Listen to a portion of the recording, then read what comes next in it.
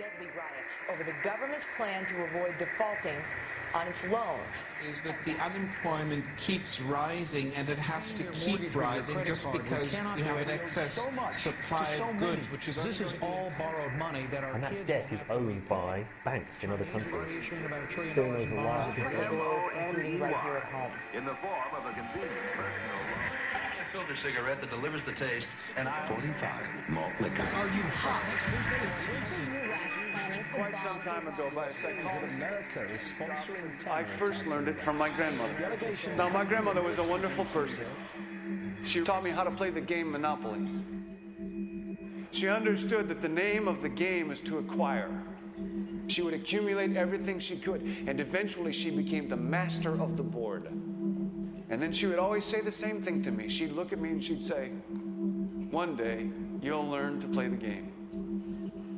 One summer, I played Monopoly almost every day, all day long. And that summer, I learned to play the game. I came to understand the only way to win is to make a total commitment to acquisition. I came to understand that money and possessions, that's the way that you keep score. And by the end of that summer, I was more ruthless than my grandmother. I was ready to bend the rules if I had to win that game.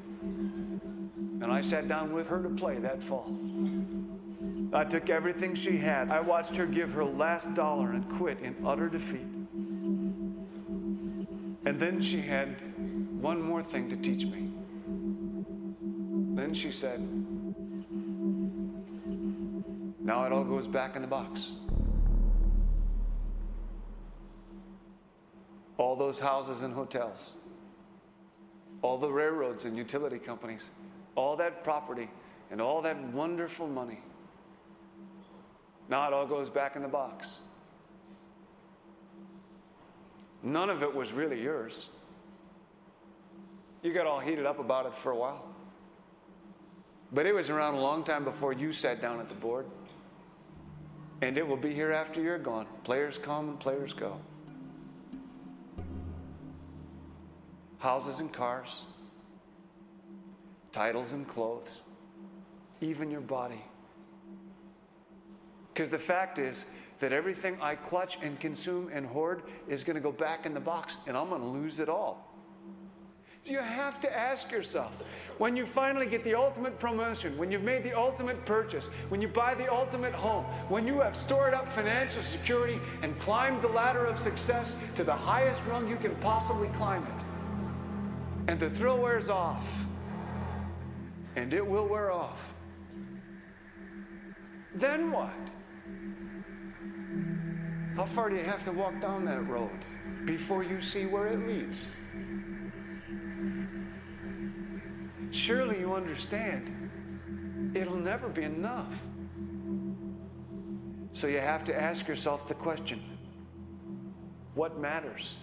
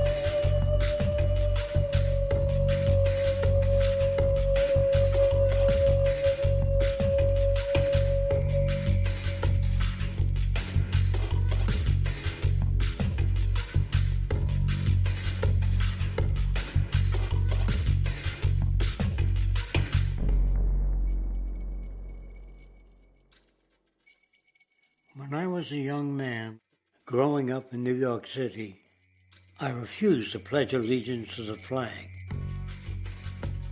Of course, I was sent to the principal's office, and he asked me, "Why don't you want to pledge allegiance? Everybody does." I said, "Everybody once believed the earth was flat, but that doesn't make it so." I explained that America owed everything it has to other cultures and other nations, and that I would rather pledge allegiance to the earth and everyone on it. Needless to say, it wasn't long before I left school entirely, and I set up a lab in my bedroom. There I began to learn about science and nature. I realized then that the universe is governed by laws, and that the human being, along with society itself, was not exempt from these laws.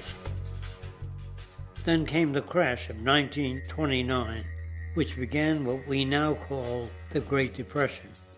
I found it difficult to understand why millions were out of work, homeless, starving, while all the factories were sitting there. The resources were unchanged.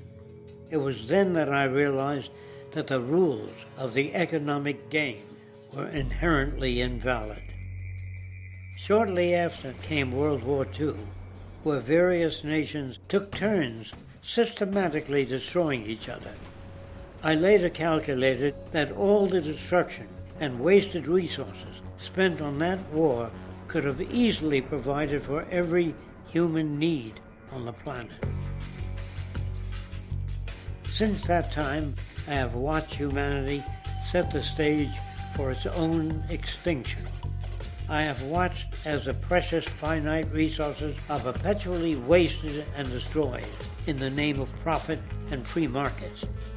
I have watched the social values of society be reduced into a base artificiality of materialism and mindless consumption. And I have watched as the monetary powers control the political structure of supposedly free societies. I'm 94 years old now, and I'm afraid my disposition is the same as it was 75 years ago. This shit's got to go.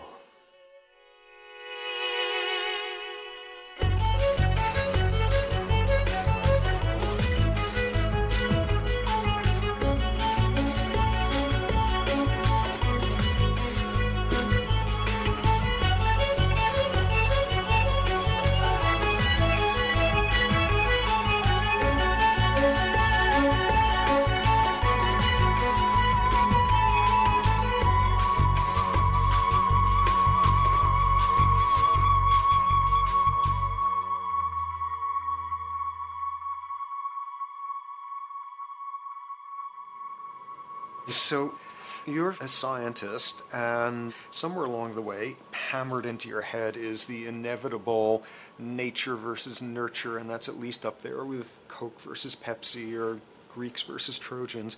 So nature versus nurture, this by now utterly oversimplifying view of where influences on how a cell deals with an energy crisis, up to what makes us who we are on the most individualistic levels of personality. And what you've got is this complete false dichotomy built around nature as deterministic. At the very bottom of all the causality of life is DNA and the code of codes and the Holy Grail, and everything is driven by it. And at the other end, a much more social science perspective, which is we are social organisms, and biology is for slime molds. Humans are free of biology, and obviously both views are nonsense. What you see instead is it is virtually impossible to understand how biology works outside the context of environment. One of the most crazy-making yet widespread and potentially dangerous notions is, oh, that behavior is genetic. Now, what does that mean? It means all sorts of subtle stuff if you sort of know modern biology, but for most people out there, what it winds up meaning is a deterministic view of life, one rooted in biology and genetics. Genes equal things that can't be changed. Genes equal things that are inevitable and that you might as well not waste resources trying to fix, might as well not put societal energies into trying to improve because it's inevitable, it's unchangeable. And that is sheer nonsense.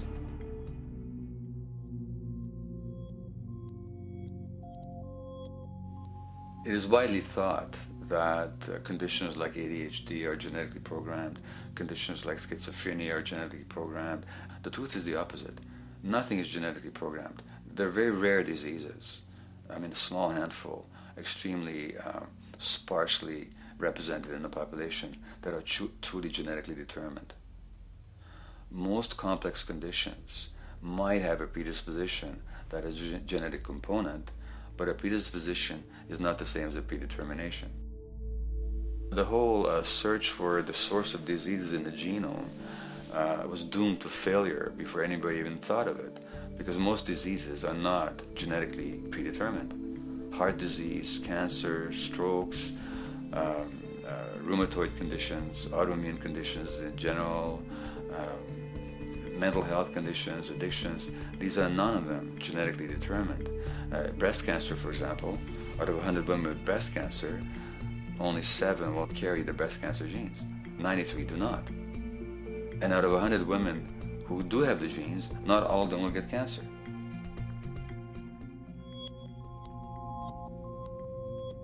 Genes are not just things that make us behave in a particular way regardless of our environment. Genes give us different ways of responding to our environment. And in fact, it looks as if some of the early childhood influences of a kind of child rearing affects gene expression, actually turning on and off different genes to put you on a different developmental track, which may suit the kind of world you've got to deal with. So, for example, a study done in Montreal with suicide victims looked at autopsies of the brains of these people. And it turned out that if a suicide victim, these are usually young adults, had been abused as children, the abuse actually caused a genetic change in the brain that was absent in the brains of people who had not been abused. That's an epigenetic effect. Epi means on top of, so that the epigenetic influence is what happens environmentally to either activate or deactivate certain genes. In New Zealand, there's a study that was done in a town called Dunedin, in which a few thousand individuals were studied from birth up to into their 20s.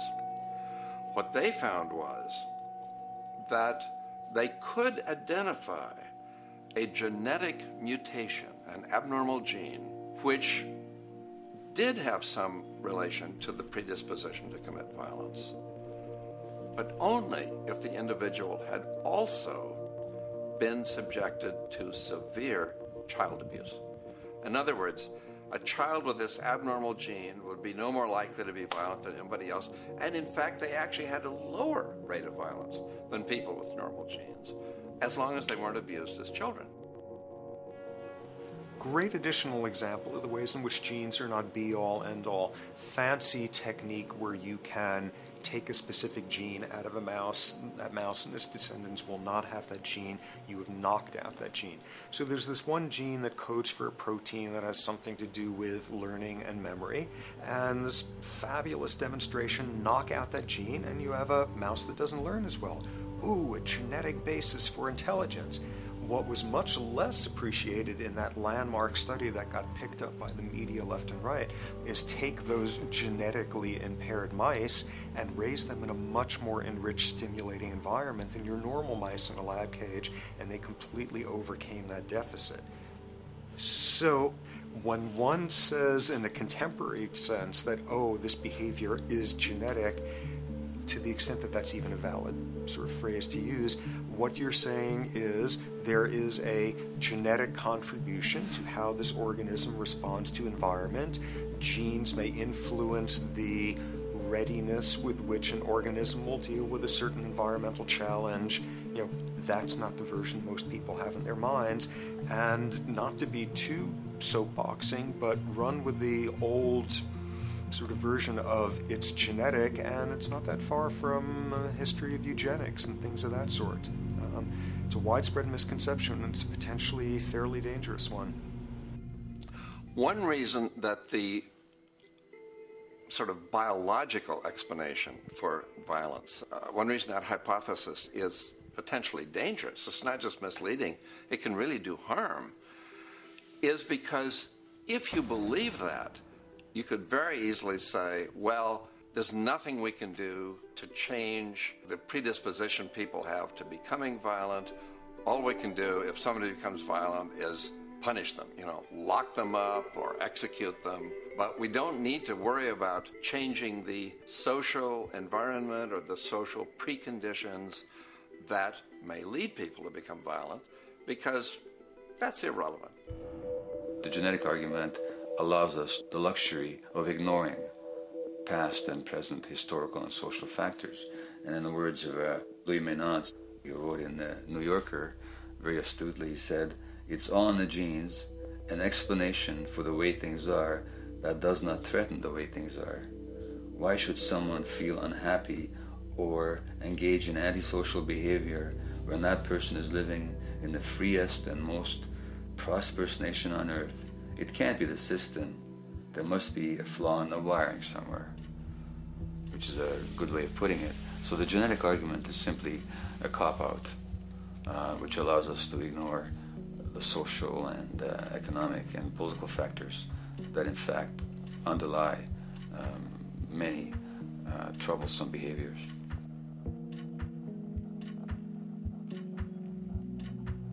Addictions are usually considered to be a drug-related issue, but looking at it more broadly, I define addiction as any behavior that is associated with craving, with temporary relief, and with long-term negative consequences, along with an impairment of control over it, so that the person wishes to give it up or promises to do so, but can't follow through. And when you understand that, then you can see that there are many more addictions than simply those related to drugs. So there's workaholism, there's addiction to shopping, to the internet, to video games. There's the addiction to power. People have power, but they want more and more and more. Nothing is ever enough for them. Acquisition, corporations that must own more and more. The addiction to oil, or at least to the wealth and to the products made accessible to us by oil. Look at the negative consequences on the environment. We're destroying the very earth that we inhabit for the sake of that addiction. Now, these addictions are far more devastating in their social consequences than the cocaine or heroin habits of my downtown East Side patients.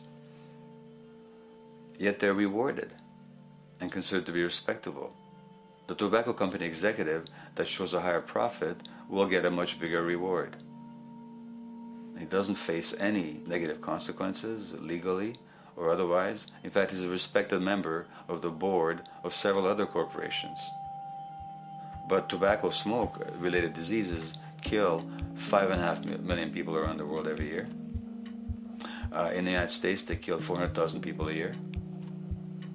And these people are addicted to what? To profit. To such a degree are they addicted that they're actually in denial about the impact of their activities, which is typical for addicts, is denial. And that's a respectable one. It's respectable to be addicted to profit no matter what the cost. So what is acceptable and what is respectable is a highly arbitrary phenomenon in our society.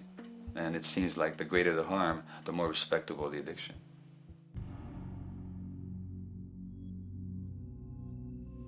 There's a general myth that drugs in themselves are addictive. In fact, the war on drugs is predicated on the idea that if you interdict the sources of drugs, you can deal with addiction that way. Now, if we understand addiction in a broader sense, we see that nothing in itself is addictive. No substance, no drug is by itself addictive, and no behavior is by itself addictive. Many people can go shopping without becoming shopaholics. Not everybody becomes a food addict. Not everyone who drinks a glass of wine becomes an alcoholic. So the real issue is what makes people susceptible, because it's the combination of a susceptible individual and the potentially addictive substance or behavior that actually then makes for full flowering of addiction. In short, it's not the drug that's addictive, it's the question of the susceptibility of the individual to being addicted to a particular substance or behavior. If we wish to understand what then makes some people susceptible, we actually have to look at their life experience. The old idea, although it's old, but it's still broadly held, that addictions are due to some genetic cause is simply scientifically untenable. What the case is actually is that certain life experiences make people susceptible. Life experiences that not only shape the person's personality and psychological needs, but also their very brains in certain ways. And that process begins in utero.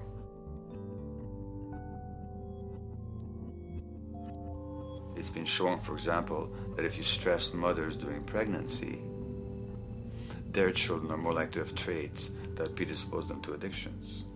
And that's because development is shaped by the psychological and social environment. So the biology of human beings is very much affected by and programmed by their life experiences beginning in utero. Environment does not begin at birth.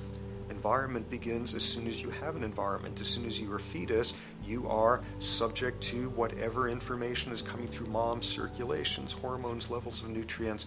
Great landmark example of this, something called the Dutch hunger winter.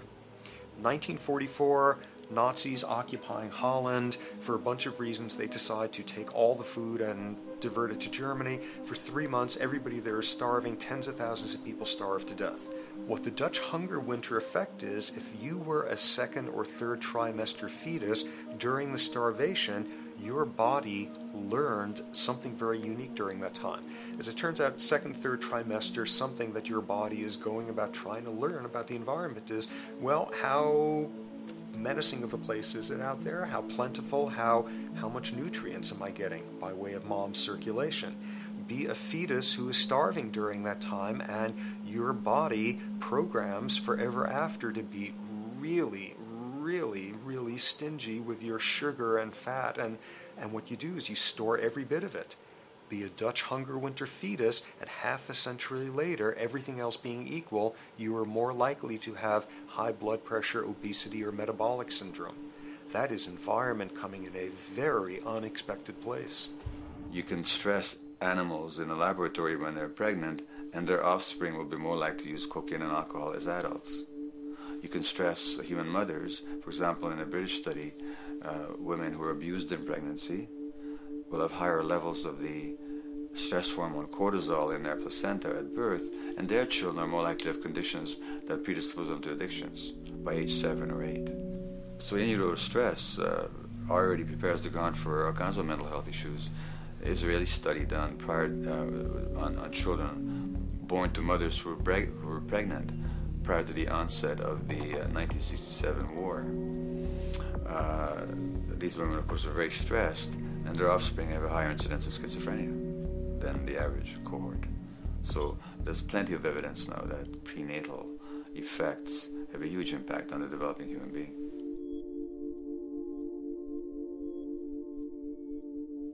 The point about human development, and specifically human brain development, is that it occurs mostly under the impact of the environment and mostly after birth. Now, if you compare us to a horse, which can run on the first day of life, we see that we are very undeveloped. We can't muster that much neurological coordination, balance, muscle strength, visual acuity until a year and a half, 2 years.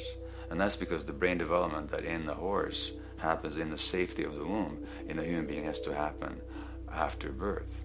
And that has to do with simple evolutionary logic. As the head gets larger, which is what makes us into human beings, the burgeoning of the forebrain is what creates the human species, actually. At the same time, we walk on 2 legs, so our pelvis narrows to accommodate that. So now we have a narrower pelvis, a larger head. Bingo, we have to be born prematurely. And that means that the brain development that in other animals occurs in utero, in us, occurs after birth. And much of that under the impact of the environment. And The concept of neural Darwinism simply means that the circuits that get the appropriate input from the environment will develop optimally, and the ones that don't will either not develop optimally or perhaps not at all. If you take a child with perfectly good eyes at birth and you put him in a dark room for 5 years, he'll be blind thereafter for the rest of his life, because the circuits of vision require light waves for their development. And without that, even the rudimentary circuits present and active at birth will atrophy and die, and new ones will not develop. There's a significant way in which early experiences shape adult behavior, and even and especially early experiences for which there's no recall memory. It turns out that there are two kinds of memory. There is explicit memory, which is recall. This is when you can call back facts, details, episodes, circumstances. But the structure in the brain, which is called the hippocampus, which encodes recall memory, it doesn't even begin to develop fully until a year and a half, and it's not fully developed till much later, which is why hardly anybody has any recall memory prior to 18 months. But there's another kind of memory, which is called implicit memory, which is in fact an emotional memory, where the emotional impact and the interpretation that the child makes of those emotional experiences is ingrained in the brain in the form of nerve circuits ready to fire without specific recall. So to give you a clear example, people who are adopted have a lifelong sense of rejection very often. They can't recall the adoption, they can't recall the separation from birth mother, because there's nothing there to recall with. But the emotional memory of separation and rejection is deeply embedded in their brains. Hence, they're much more likely to experience a sense of rejection and a great emotional upset when they perceive themselves as being rejected than other people. That's not unique to people who are adopted, but it's particularly strong in them because of this function of implicit memory. People who are addicted, given that they, according to all the research literature, certainly in my experience, the hardcore addicts virtually were all significantly abused as children or suffered severe emotional loss. Their emotional or implicit memories are those of a world that's not safe and not helpful, caregivers who are not to be trusted, and relationships that are not safe enough to open up to vulnerably. And hence their responses tend to be to keep themselves separate from really intimate relationships, not to trust caregivers, doctors, and other people who are trying to help them, and generally see the world as an unsafe place. And that's strictly a function of implicit memory, which sometimes has to do with incidents they don't even recall.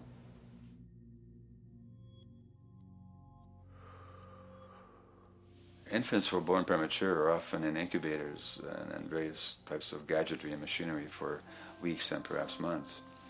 It's now known that if these children are touched and stroked on the back for just 10 minutes a day, that promotes their brain development. So human touch is essential for development. And in fact, infants who are never picked up will actually die. That's how much of a fundamental need being held is to human beings. In our society, there's an unfortunate tendency to tell parents not to pick up their kids, not to hold them, not to pick up babies who are crying for fear of spoiling them, or to encourage them to sleep through the night. You don't pick them up, which is just the opposite of what the child needs. And these children might go back to sleep because they give up and their brains just shut down as a way of defending against the vulnerability of being abandoned really by their parents. But their implicit memories will be that of a world that doesn't give a damn. A lot of these differences are structured very early in life. In a way, if you like, the parental experience of adversity, how tough life is or how easy it is passed on to children, whether through maternal depression or parents being bad-tempered with their kids because they've had a hard day or just being too tired at the end of the day. And these have very powerful effects, programming children's development, which we know a lot about now. But that early sensitivity isn't just an evolutionary mistake. It exists again in many different species. Even seedlings, there's an early adaptive process to the kind of environment they're growing up in. But for humans, the adaptation is to the quality of social relations. And so early life how nurturing or how much conflict, how much attention you get, is a taster of the kind of world you may be growing up in. Are you growing up in a world where you have to fight for what you can get, watch your back, fend for yourself, learn not to trust others? Or are you growing up in a society where you depend on reciprocity, mutuality, cooperation, where empathy is important, where your security depends on good relations with other people? And that needs a very different emotional and cognitive development. And that's what the early sensitivity is about. And parenting is almost, quite unconsciously, a system for passing on that experience to children of the kind of world they're in. The great British child psychiatrist D.W. Winnicott said that fundamentally two things can go wrong in childhood. One is when things happen that shouldn't happen, and then things that should happen but don't. And the first category is the traumatic and abusive and abandonment experiences of my downtown East Side patients and of many addicts. That's what shouldn't happen but did. But then there is the non-stressed, attuned, non-distracted attention of the parent that every child needs, that very often children don't get. They're not abused, they're not neglected, and they're not traumatized. But what should happen, the presence of the emotionally available, nurturing parent, just is not available to them because of the stresses in our society and the parenting environment. And the psychologist Alan Shore calls that proximal abandonment, when the parent is physically present but emotionally absent. I have spent roughly the last 40 years of my life working with the most violent people our society produces, murderers, rapists, and so on, in an attempt to understand what causes this violence. I discovered that the most violent of the criminals in our prisons had themselves been victims of a degree of child abuse that was beyond the scale of what I ever thought of applying the term child abuse to. I had no idea of the depth of the depravity with which children in our society are all too often treated. The most violent people I saw were themselves the survivors of their own attempted murder, often at the hands of their parents or other people in their social environment, or were the survivors of family members who'd been killed, their closest family members, by other people. The Buddha argued that everything depends on everything else. He says the one contains the many and the many contains the one. That you can't understand anything in isolation from its environment. The leaf contains the sun, the sky, and the earth, obviously. This has not been shown to be true, of course, all around, and specifically when it comes to human development.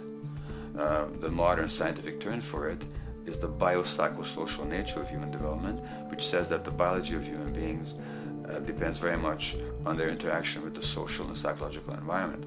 And specifically, the psychiatrist and researcher Daniel Siegel at the University of California, Los Angeles, UCLA, has coined the phrase interpersonal neurobiology, which means to say that the way that our nervous system functions depends very much on our personal relationships. In the first place with the parenting caregivers, and in the second place with other important attachment figures in our lives, and in the third place with our entire culture. So that you can't separate the neurological functioning of a human being from the environment in which he or she grew up in and continues to exist in. And this is true throughout the life cycle. It's particularly true when you're dependent and helpless and your brain is developing, but it's true even in adults and even at the end of life.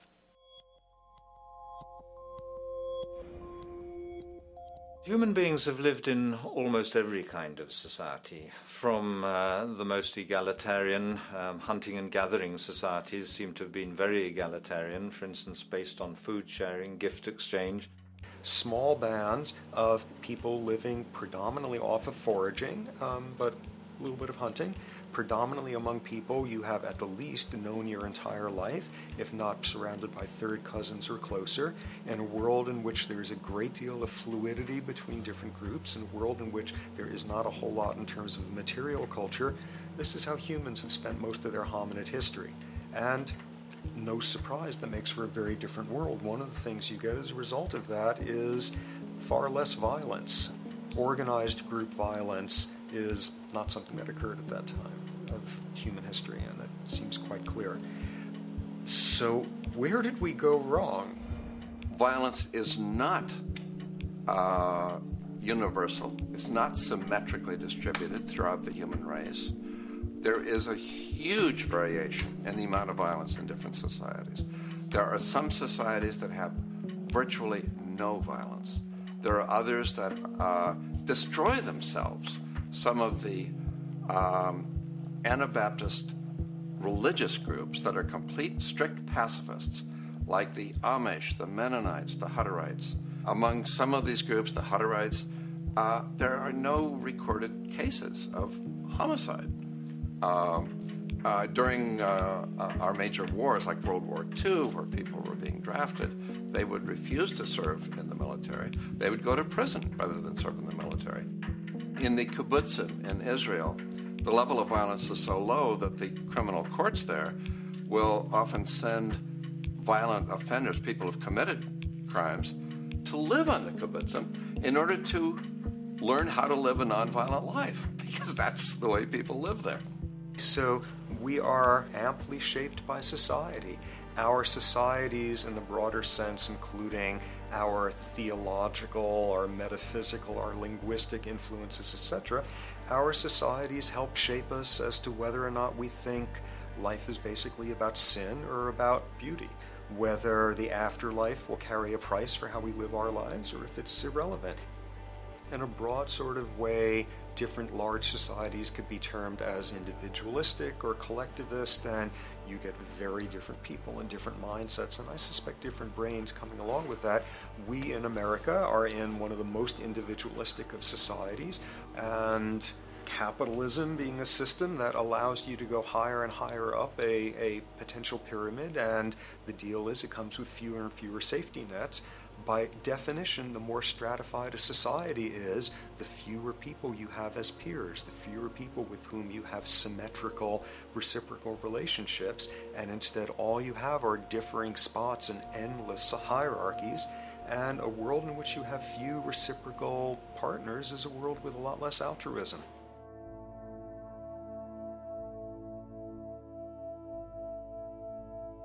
Alright, so this brings us to a total impossible juncture, which is to try to make sense in perspective of science as to what the nature is of human nature. You know, on a certain level, the nature of our nature is not to be particularly constrained by our nature. We come up with more social variability than any species out there, more systems of belief, of styles of family structures, of ways of raising children. The capacity for variety that we have is extraordinary. In a society which is predicated on competition and really very often the ruthless exploitation of one human being by another, the profiteering of other people's problems, and very often the creation of problems for the purpose of profiteering, the ruling ideology will very often justify that behavior by appeals to some fundamental and unalterable human nature. So the myth in our society is that people are competitive by nature, and that they're individualistic, and that they're selfish. The real reality is quite the opposite. We have certain human needs. The only way that you can talk about human nature concretely is by recognizing that there's certain human needs. We have a human need for companionship and for close contact, to be loved, to be attached to be accepted, to be seen, to be received for who we are. If those needs are met, we develop into people who are compassionate and cooperative and who have empathy for other people. So the opposite that we often see in our society is in fact the distortion of human nature, precisely because so few people have their needs met. So yes, you can talk about a human nature, but only in the sense of basic human needs that are instinctively evoked, or I should say certain human needs that lead to certain traits if they are met, and a different set of traits if they're denied.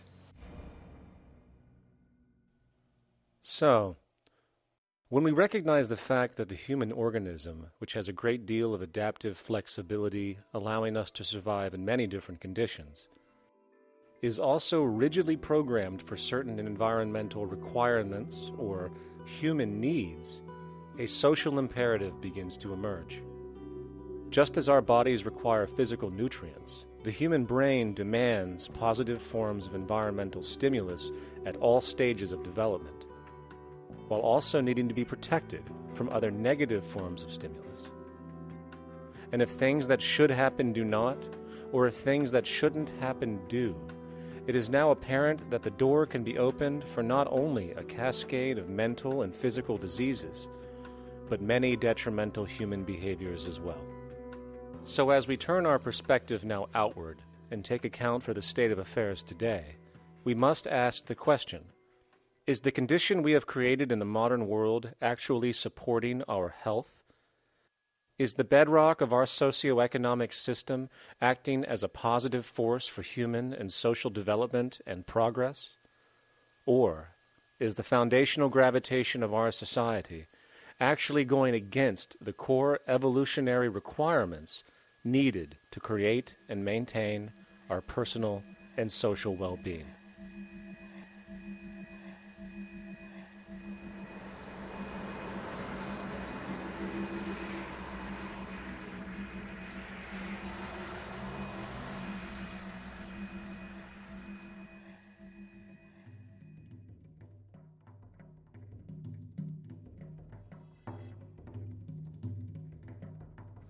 So one might ask, where did this all begin, what we have today, really a world in a state of cumulative collapse? You get it started with John Locke. And John Locke introduces property, and he has three provisos for just private right and property. And the three provisos are that there must be enough left over for others, and that you must not let it spoil, and that you, most of all, must mix your labor with it. It seems justified. You mix your labor with the world, then you're entitled to the product, and as long as there's enough left over for others, and as long as it doesn't spoil, you don't allow anything to go to waste, that's okay. Well, he spends a long time of his famous treatise of government, and it's since been the canonical text for economic and political and legal understanding. Is still a classic text of study. Well, what he did is, after he gives the provisos, and you're almost thinking at the time whether you're for private property or not, he's given a very good and plausible and powerful defense of private property here. Well, he drops them. He drops them like that, right in one sentence. He says, well, once the introduction of money came in by men's tacit consent, then it became, and he doesn't say all the provisos are canceled, erased, but that's what happens. So now we have not product and your property earned by your own labor. Oh no, money buys labor now. There's no longer a consideration of whether there's enough left over for others. There's no longer a consideration of whether it spoils, because he says, well, money's like silver and gold can't spoil, therefore monies can't be responsible for waste, which is ridiculous. We're not talking about money and silver, we're talking about what its effects are. It's one non sequitur after another. Just the most startling logical legerdemain that he gets away with here. But it fits the interests of capital owners. Then Adam Smith comes along, and what he adds is the religion to this. Locke started with God made it all this way. This is God's right. And now we get also with Smith coming along, he says it's not only God's, I mean, he's not saying this, but this is what's happening philosophically in principle. He's saying it's not only a question of private property, that's all now presupposed, is given. And that there's money investors that buy labor, given. That there's no limit to how much they can buy of other men's labor, how much they can accumulate, how much inequality, that's all given now. And so he comes along, and what his big idea is, and again, it's just introduced in parentheses, en passant. You know, when people put out the goods for sale and others, you know, the supply, and other people buy them with the demand and so forth, how do we have supply equaling demand or demand equaling supply? How can they come into equilibrium? And that is one of the central notions of economics, is how do they come into equilibrium? And he says it's the invisible hand of the market that brings them into equilibrium. So now we have God is actually immanent. He just didn't give the rights to property and how, all its wherewithal and its natural rights of doing all that Locke said. Now we have the system itself as God. In fact, Smith says, when he talks, and you'll never find this quoted, you have to read the whole of the Inquiry into the Wealth of Nations. He says, the scantiness of subsistence sets limits to the reproduction of the poor, and that nature can deal with this in no other way than elimination of their children. So he anticipated evolutionary theory in the worst sense. This is well before Darwin. And so he called them the race of laborers. So you can see there was inherent racism built in here. There was an inherent acceptance, life blindness to kill innumerable children. And he thought, well, that's the invisible hand making supply meet demand and demand meet supply. So see how wise God is. So you can see a lot of the really virulent, life-destructive, eco-genocidal things that are going on now have, in a way, a thought gene back in Smith too. When we reflect on the original concept of the so-called free market capitalist system, as initiated by early economic philosophers such as Adam Smith, we see that the original intent of a market was based around real, tangible, life-supporting goods for trade. Adam Smith never fathomed that the most profitable economic sector on the planet would eventually be in the arena of financial trading or so-called investment, where money itself is simply gained by the movement of other money in an arbitrary game which holds zero productive merit to society. Yet, regardless of Smith's intent, the door for such seemingly anomalous advents was left wide open by one fundamental tenet of this theory. Money is treated as a commodity in and of itself. Today, in every economy of the world, regardless of the social system they claim, money is pursued for the sake of money and nothing else. The underlying idea, which was mysteriously qualified by Adam Smith with his religious declaration of the invisible hand, is that the narrow, self-interested pursuit of this fictional commodity will somehow magically manifest human and social well-being and progress. The reality is that the monetary incentive interest, or what some have termed the money sequence of value, has now completely decoupled from the foundational life interest, which could be termed the life sequence of value. What has happened is that there's a complete confusion in economic doctrine between those two sequences. They think that the money sequence of value delivers the life sequence of value, and that's why they say if more goods are sold, if GDPs rise and so forth, therefore there'll be more well-being, enhanced well-being. We take the GDP to be basically our indicator of social health.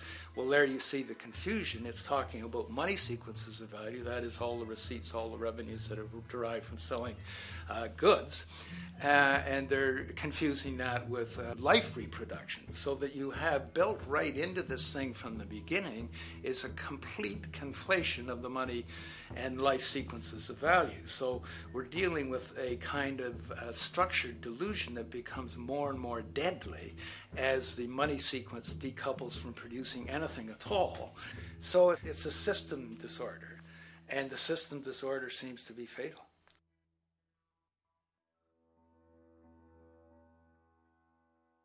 In society today, you seldom hear anyone speak of the progress of their country or society in terms of their physical well-being, state of happiness, trust, or social stability. Rather, the measures are presented to us through economic abstractions. We have the gross domestic product, the consumer price index, the value of the stock market, rates of inflation, and so on. But does this tell us anything of real value as to the quality of people's lives? No, all these measures have to do with the money sequence itself and nothing more. For example, the gross domestic product of a country is a measure of the value of goods and services sold. This measure is claimed to correlate to the standard of living of a country's people. In the United States, healthcare accounted for over 17% of GDP in 2009, amounting to over $2.5 trillion spent, hence creating a positive effect on this economic measure. And based on this logic, it would be even better for the U.S. economy if healthcare services increased more so, perhaps to $3 trillion or $5 trillion, since that would create more growth, more jobs, and hence boasted by economists as a rise in their country's standard of living. But wait a minute, what do healthcare services actually represent? Well, sick and dying people. That's right, the more unhealthy people there are in America, the better the economy. Now, that is not an exaggeration or a cynical perspective. In fact, if we step back far enough, you will realize that the GDP not only doesn't reflect real public or social health on any tangible level, it is, in fact, mostly a measure of industrial inefficiency and social degradation. And the more you see it rise, the worse things are becoming with respect to personal, social, and environmental integrity. You have to create problems to create profit. There is no profit under the current paradigm in saving lives, putting balance on this planet, having justice and peace or anything else. There's just no profit there. There's an old saying, pass a law, create a business, whether you're creating a business for a lawyer or whatever. So, crime does create business, just like destruction creates business in Haiti. We have now roughly 2 million people incarcerated in this country, and of those, many of them are in prisons run by private corporations, Corrections Corporation of America, Wackenhut, who trade their stock on Wall Street based upon how many people are in jail. Now that's sickness, but that is a reflection of what this economic paradigm calls for. So what exactly does this economic paradigm call for? What is it that keeps our economic system going? Consumption. Or more accurately, cyclical consumption. When we break down the foundation of classic market economics, we are left with a pattern of monetary exchange that simply cannot be allowed to stop or even substantially slowed, if the society as we know it is to remain operational. There are three main actors on the economic stage: the employee, the employer, and the consumer. The employee sells labor to the employer for income. The employer sells its production services and hence goods to the consumer for income. And the consumer, of course, is simply another role of the employer and employee, spending back into the system to enable the cyclical consumption to continue. In other words, the global market system is based on the assumption that there will always be enough product demand in society to move enough money around at a rate which can keep the consumption process going. And the faster the rate of consumption, the more so-called economic growth is assumed, and so the machine goes. But hold on, I thought an economy was meant to, economize? Doesn't the very term have to do with preservation and efficiency and a reduction of waste? So how does our system, which demands consumption and the more the better, efficiently preserve or economize at all? Well, it doesn't. The intent of the market system is, in fact, the exact opposite of what a real economy is supposed to do, which is efficiently and conservatively orient the materials for production and distribution of life-supporting goods. We live on a finite planet with finite resources, where, for example, the oil we utilize took millions of years to develop, where the minerals we use took billions of years to develop. So, having a system that deliberately promotes the acceleration of consumption for the sake of so-called economic growth is pure ecocidal insanity. Absence of waste, that's what efficiency is. Absence of waste. This system is more wasteful than all the other existing systems in the history of the planet. Every level of life organization and life system is in a state of crisis and challenge and decay or collapse. No peer-reviewed journal in the last 30 years will tell you anything different. That is that every life system is in decline, as well as social programs, as well as our water access. Try to name any means of life that isn't threatened and in danger. You can't. There really isn't one, and that's very, very despairing. But we haven't even figured out the causal mechanism. We don't want to face the causal mechanism. We just want to go on, that's what insanity is, where you keep doing the same thing over and over again, though it clearly doesn't work. So you're really dealing with not an economic system, but I would go so far as to say an anti-economic system. There's an old saying that the competitive market model seeks to create the best possible goods at the lowest possible prices. This statement is essentially the incentive concept, which justifies market competition based on the assumption that the result is the production of higher quality goods. If I was going to build myself a table from scratch, I would naturally build it out of the best, most durable materials possible, right? With the intent for it to last as long as possible. Why would I want to make something poor, knowing I would have to eventually do it again and expend more materials and more energy? Well, as rational as that may seem in the physical world, when it comes to the market world, it is not only explicitly irrational, it is not even an option. It is technically impossible to produce the best of anything if a company is to maintain a competitive edge and hence remain affordable to the consumer. Literally everything created and set for sale in the global economy is immediately inferior the moment it is produced, for it is a mathematical impossibility to make the most scientifically advanced, efficient, and strategically sustainable products.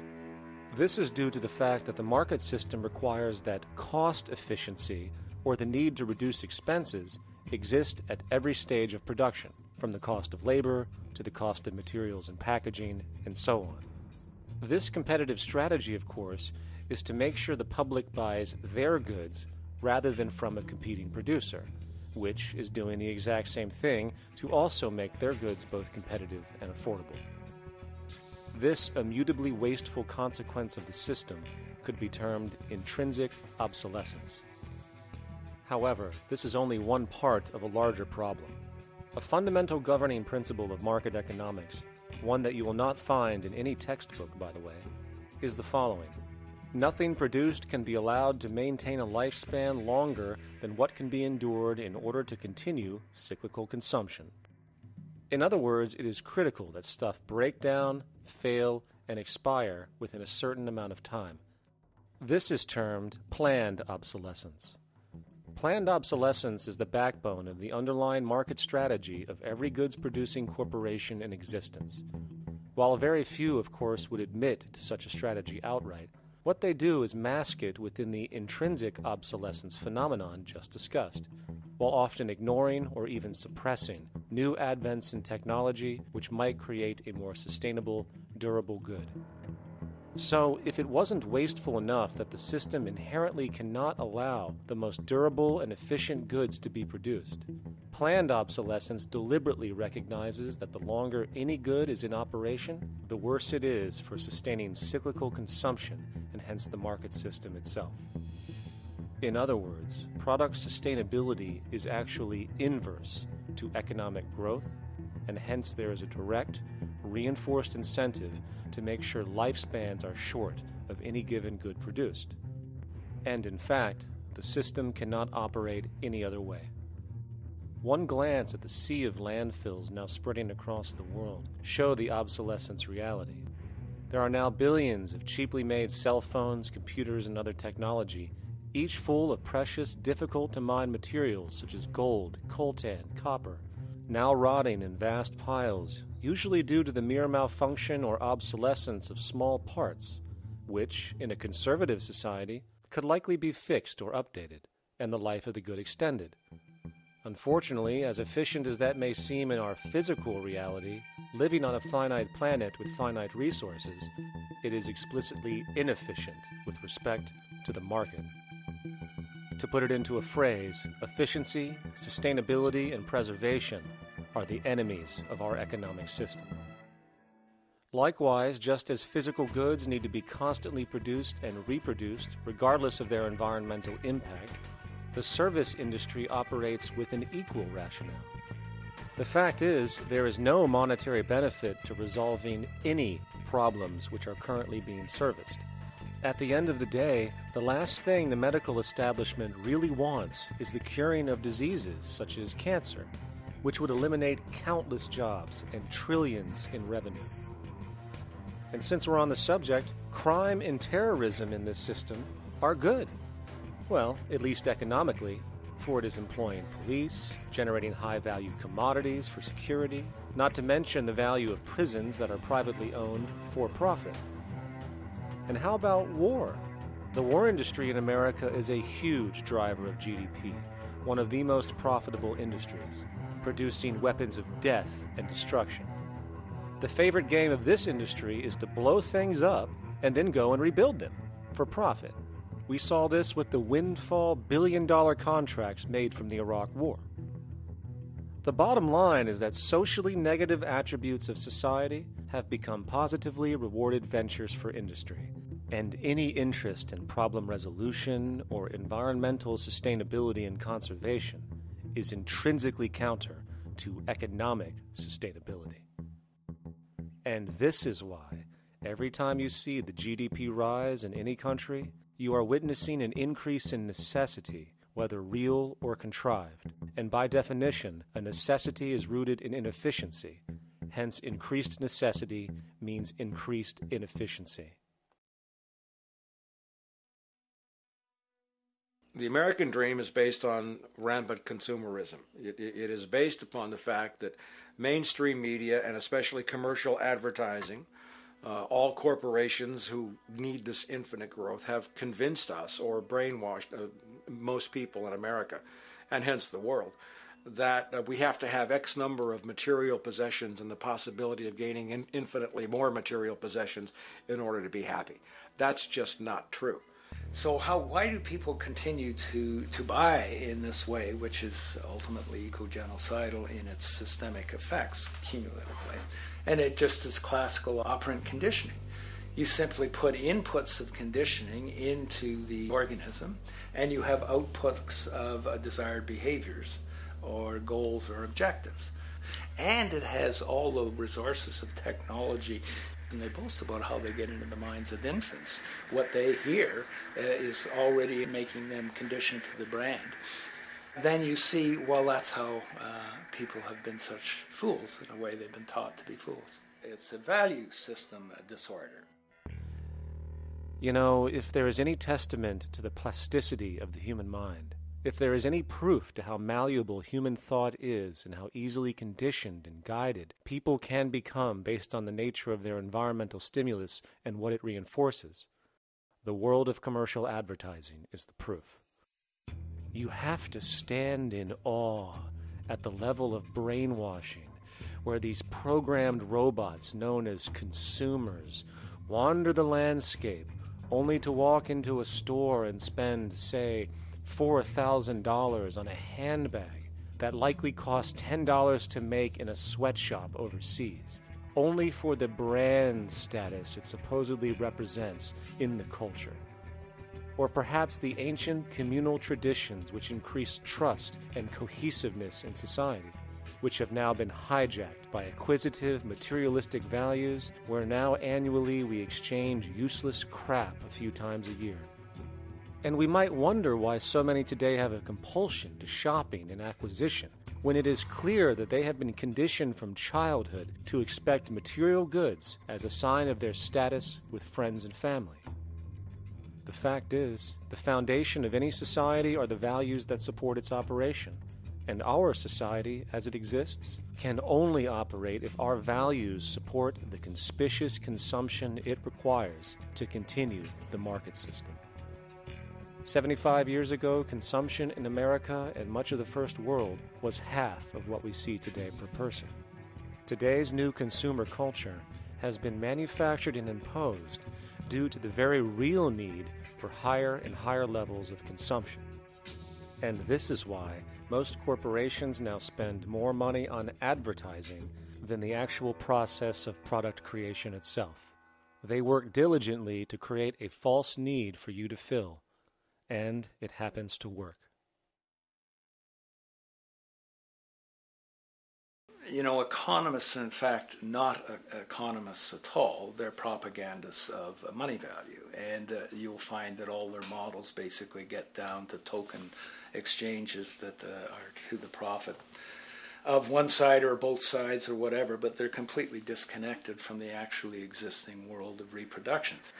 In Ohio, an old man failed to pay his electric bill. You may be familiar with the case. And the electric company turned off the electricity and he died. The reason they turned it off was because it wouldn't have been profitable for them to keep it on because he didn't pay his bill. Do you believe that was right? The responsibility really lies not on the electric company for turning it off, but on those of this man's neighbors and friends and associates who are not charitable enough to enable him as an individual to meet the electric bill. Did I hear that right? Did he just say the death of a man caused by not having money was the responsibility of other people, or in effect, charity? Well then, I guess we're going to need a whole lot of infomercials, little miserable coin slot donations for bodega counters, and a bunch of pickle jars for the billion people now starving to death on this planet because of the very system Milton Friedman promotes. Whether you are dealing with the philosophies of Milton Friedman, F.A. Hayek, John Maynard Keynes, Ludwig von Mises, or any other major market economist, the basis of rationale rarely leaves the money sequence. It is like a religion. Consumption analysis, stabilization policies, deficit spending, aggregate demand. It exists as a never-ending, self-referring, self-rationalizing circle of discourse where universal human need, natural resources, or any form of physical life-supporting efficiency is ruled out by default and replaced by the singular notion that humans seeking advantage over each other for money alone, motivated by their own narrow self-interest, will magically create a sustainable, healthy, balanced society. There is no life coordinate in this whole theory, this whole doctrine. What are they doing? What are they doing? What they're doing is tracking money sequences. That's all it is tracking money sequences, presupposing everything that matters. One, that there's no life coordinates. Wow, no life coordinates. Two, that all the agents are self-maximizing preference seekers. That is, they think of nothing other than themselves and what they can get most for themselves. That's the notion, that's the ruling notion of rationality. Self-maximizing choice. And the only thing that they're interested in self-maximizing is money or commodities. Well, where does social relations come in? It doesn't, except in the exchange to self-maximize. Where do our natural resources come in? They don't, except to exploit. Where does the family come in as being able to survive? It doesn't. They have to have money in order to purchase any good. Well, shouldn't an economy deal somehow with human need? Isn't that what the fundamental issue is, to satisfy human needs? Oh, need isn't even in your lexicon. You dissolve it into wants. And what is a want? That means money demand that wants to buy. Well, if it's money demand that wants to buy, it's got nothing to do with need, because it may be the person has no money demand and desperately needs, say, water supply. Or it may be money demand wants a gold toilet seat. Well, where does it all go? To the gold toilet seat. And you call this economics? Like, it's really, when one thinks of it, it's got to be the most bizarre delusion in the history of human thought. Now, so far we have focused on the market system, but this system is actually only one half of the global economic paradigm. The other half is the monetary system. While the market system deals with the interaction of people gaming for profit across the spectrum of labor, production, and distribution, the monetary system is an underlying set of policies set by financial institutions which create conditions for the market system, among other things. It includes terms we often hear, such as interest rates, loans, debt, the money supply, inflation, etc. And while you might want to pull your hair out listening to the gibberish coming from the monetary economists, modest preemptive actions can obviate the need of more drastic actions at a later date. The nature and effect of this system is actually quite simple. Our economy has, or the global economy has, three basic things that govern it. One is fractional reserve banking, banks printing money out of nothing. It's also based upon compound interest. When you borrow money, you have to pay back more than you borrowed, which means that you, in effect, create money out of thin air, again, which has to be serviced by creating still more money. We live in an infinite growth paradigm. The economic paradigm we live in now is a Ponzi scheme. It's nothing grows forever. It's not possible. As a great psychologist James Hillman wrote, the only thing that grows in a human body after a certain age is cancer. It's not just the amount of money that has to keep growing, it's the amount of consumers. Consumers to borrow money at interest to generate more money, and obviously that's not possible on a finite planet. People are basically vehicles to just create money, which must create more money to keep the whole thing from falling apart, which is what's happening right now. There are really only two things anyone needs to know about the monetary system. 1. All money is created out of debt. Money is monetized debt, whether it materialized from treasury bonds, home loan contracts, or credit cards. In other words, if all outstanding debt was to be repaid right now, there would not be $1 in circulation. And 2, interest is charged on virtually all loans made, and the money needed to pay back this interest does not exist in the money supply outright. Only the principal is created by the loans, and the principal is the money supply. So, if all this debt was to be repaid right now, not only would there not be $1 left in circulation, there would also be a gigantic amount of money owed that is literally impossible to pay back, for it does not exist. The consequence of all of this is that two things are inevitable: inflation and bankruptcy. As far as inflation, this can be seen as an historical trend in virtually every country today, and easily tied to its cause, which is the perpetual increase of the money supply, which is required to cover the interest charges and keep the system going. As far as bankruptcy, it comes in the form of debt collapse. This collapse will inevitably occur with a person, a business, or a country, and typically happens when the interest payments are no longer possible to make. But there is a bright side to all of this. Well, at least in terms of the market system, because debt creates pressure. Debt creates wage slaves.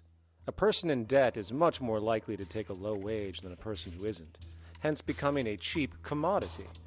So it's great for the corporations to have a pool of people that have no financial mobility. But hey, that same train of thought also goes for entire countries. The World Bank and the International Monetary Fund, which mostly serve as proxies for transnational corporate interests, give gigantic loans to troubled countries at very high interest rates. And then, once the countries are deeply in the hole and can't pay, austerity measures are applied, the corporations swoop in, set up sweatshops, and take their natural resources. Now that's market efficiency. But wait, there's more. You see, there's this unique hybrid of the monetary and market system called the stock market, which rather than, actually produce anything real, they just buy and sell money itself. And when it comes to debt, you know what they do? That's right, they trade it. They actually buy and sell debt for profit, from credit default swaps and collateralized debt obligations for consumer debt, to complex derivative schemes used to mask the debt of entire countries, such as the collusion of investment bank Goldman Sachs in Greece, which nearly collapsed the entire European economy. So when it comes to the stock market and Wall Street, we have an entirely new level of insanity born out of the money sequence of value.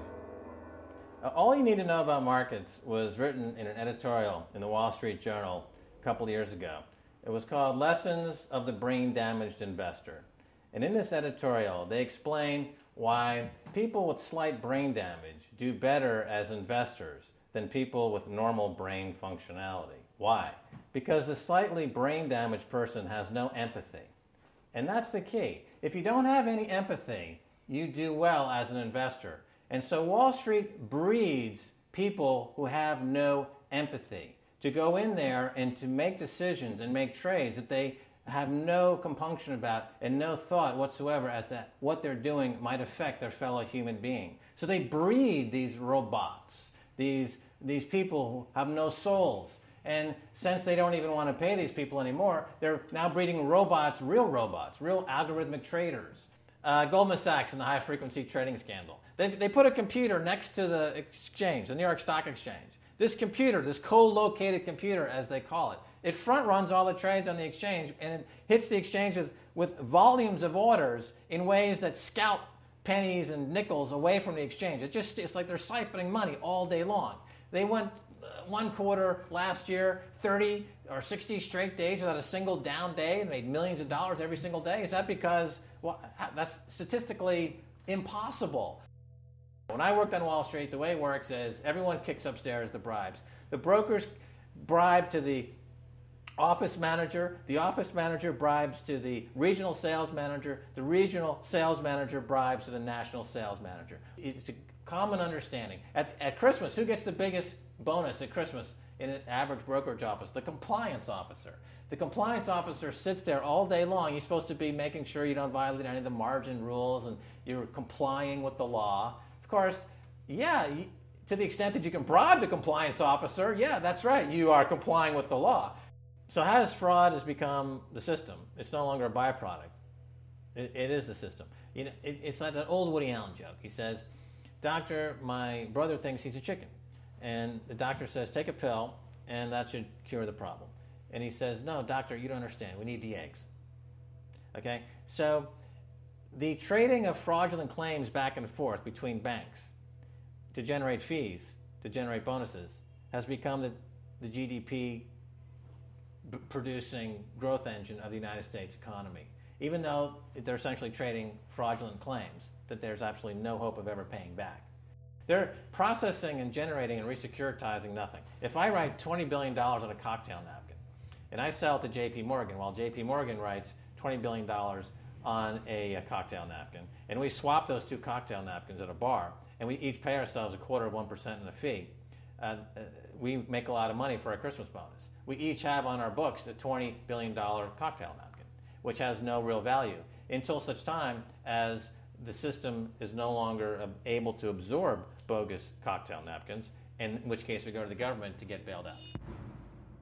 And because of Wall Street and the global stock market, there are now conservatively about $700 trillion of outstanding fraudulent claims known as derivatives, still waiting to collapse, a value amounting to over 10 times the gross domestic product of the entire planet.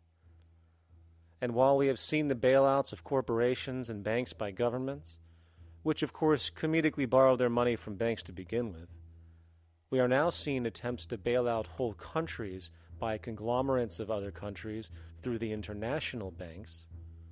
But how do you bail out a planet? There is no country out there that isn't now saturated in debt. The cascade of sovereign debt defaults we have seen can only be the beginning when the math is taken into account. It has been estimated in the United States alone that income tax would need to be raised to 65% per person just to cover the interest in the near future. Economists are now foreshadowing that within a few decades, 60% of the countries on the planet will be bankrupt. But hold on, let me get this straight. The world is going bankrupt, whatever the hell that means, because of this idea called debt, which doesn't even exist in the physical reality. It's only part of a game that we've invented. And yet the well-being of billions of people is now being compromised. Extreme layoffs, tent cities, accelerating poverty, austerity measures imposed, schools shutting down, child hunger, and other levels of familial deprivation, all because of this elaborate fiction. What are we, fucking stupid? Hey, Mars, my man. Help a brother out, huh? Grow up, kid.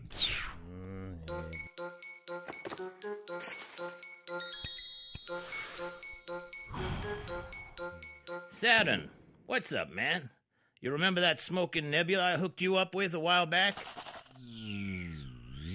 Listen, Earth, we're getting really tired of you. You've been given everything, and yet you waste it all. You got plenty of resources, and you know it. Why don't you grow up and learn some responsibility, for Christ's sake? You're making your mother miserable.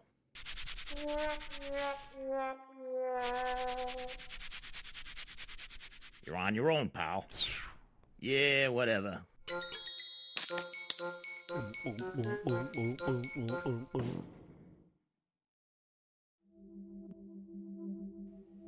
Now, all of this considered, from the waste machine known as the market system to the debt machine known as the monetary system, hence creating the monetary market paradigm which defines the global economy today, there is one consequence that runs through the entire machine: inequality. Whether it is the market system which creates a natural gravitation towards monopoly and power consolidation, while also generating pockets of wealthy industries that tower over others regardless of utility, such as the fact that top hedge fund managers on Wall Street now take home over $300 million a year for contributing literally nothing, while a scientist looking for a cure for a disease trying to help humanity might make $60,000 a year if they're lucky. Or whether it is the monetary system, which has class division built right into its structure. For example, if I have $1 million to spare and I put it into a CD at 4% interest, I will make $40,000 a year. No social contribution, no nothing.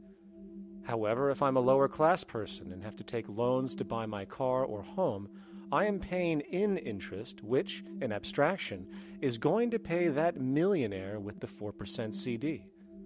This stealing from the poor to pay the rich is a foundational, built-in aspect of the monetary system, and it could be labeled structural classism. Of course, historically, social stratification has always been deemed unfair, but obviously accepted overall as now 1% of the population owns 40% of the planet's wealth. But, material fairness aside, there is something else going on underneath the surface of inequality, causing an incredible deterioration in public health as a whole. Well, I think people are often puzzled by the contrast between the material success of our societies, unprecedented levels of wealth, and the many social failings. I mean, you know, if you look at the rates of drug abuse or violence or self-harm amongst kids or mental illness, there's clearly something going deeply wrong with our societies. What the data that I've been describing does is simply shows that intuition that people have had for hundreds of years, that inequality is divisive and socially corrosive, that intuition is truer than I think we ever imagined. There are very powerful psychological and social effects of inequality, more to do, I suppose, with feelings of superiority and inferiority, that kind of division, and maybe going with the sort of respect, disrespect, people feeling looked down on at the bottom, which, by the way, is why violence is more common in more unequal societies. It's the trigger to violence is so often people feeling looked down on and disrespected. If there is one principle I can emphasize that is the most important principle underlying the prevention of violence, it would be equality. The single most significant factor that affects the rate of violence is the degree of equality versus the degree of inequality in that society. So what one's looking at is a sort of general social dysfunction. It's not just one or two things that go wrong as inequality increases. It seems to be everything, whether we're talking about crime or health or mental illness or whatever. One of the really disturbing findings out in public health there is never ever make the mistake of being poor or being born poor. Your health pays for it in endless sorts of ways, something known as the health socioeconomic gradient. As you move down from the highest strata in society in terms of socioeconomic status, every step down, health gets worse for umpteen different diseases. life expectancy gets worse, infant mortality rate, everything you could look at. So a huge issue has been, why is it that this gradient exists? Totally simple, obvious answer, which is if you are chronically sick, you're not going to be very productive, so health causes drive socioeconomic differences. Not that in the slightest. On the very simple level that you could look at socioeconomic status of a 10-year-old, and that's going to predict something about their health decades later. So that's the direction of causality. Next one, what's it about? Oh, it's perfectly obvious. Poor people can't afford to go to the doctor. It's healthcare access. It's got nothing to do with that, because you see these same gradients in countries with universal health care, socialized medicine. Okay, next simple explanation. Oh, on the average, the poorer you are, the more likely you are to smoke, to drink, to all sorts of lifestyle risk factor stuff. Yeah, those contribute, but careful studies have shown that explains maybe about 1/3 of the variability. So what's left? And what's left is having a ton to do with the stress of poverty. So the poorer you are, starting off being, the person who's $1 income behind Bill Gates, the poorer you are in this country, on the average, the worse your health is. This tells us something really important. The health connection with poverty, it's not about being poor, it's about feeling poor. Increasingly, we recognize that chronic stress is an important influence on health, but the most important sources of stress are the quality of social relations. And if there is anything that lowers the quality of social relations, it is the socioeconomic stratification of society. What science has now shown is that regardless of material wealth, the stress of simply living in a stratified society leads to a vast spectrum of public health problems. And the greater the inequality, the worse they become. Life expectancy, longer in more equal countries. Drug abuse, less in more equal countries. Mental illness, less in more equal countries.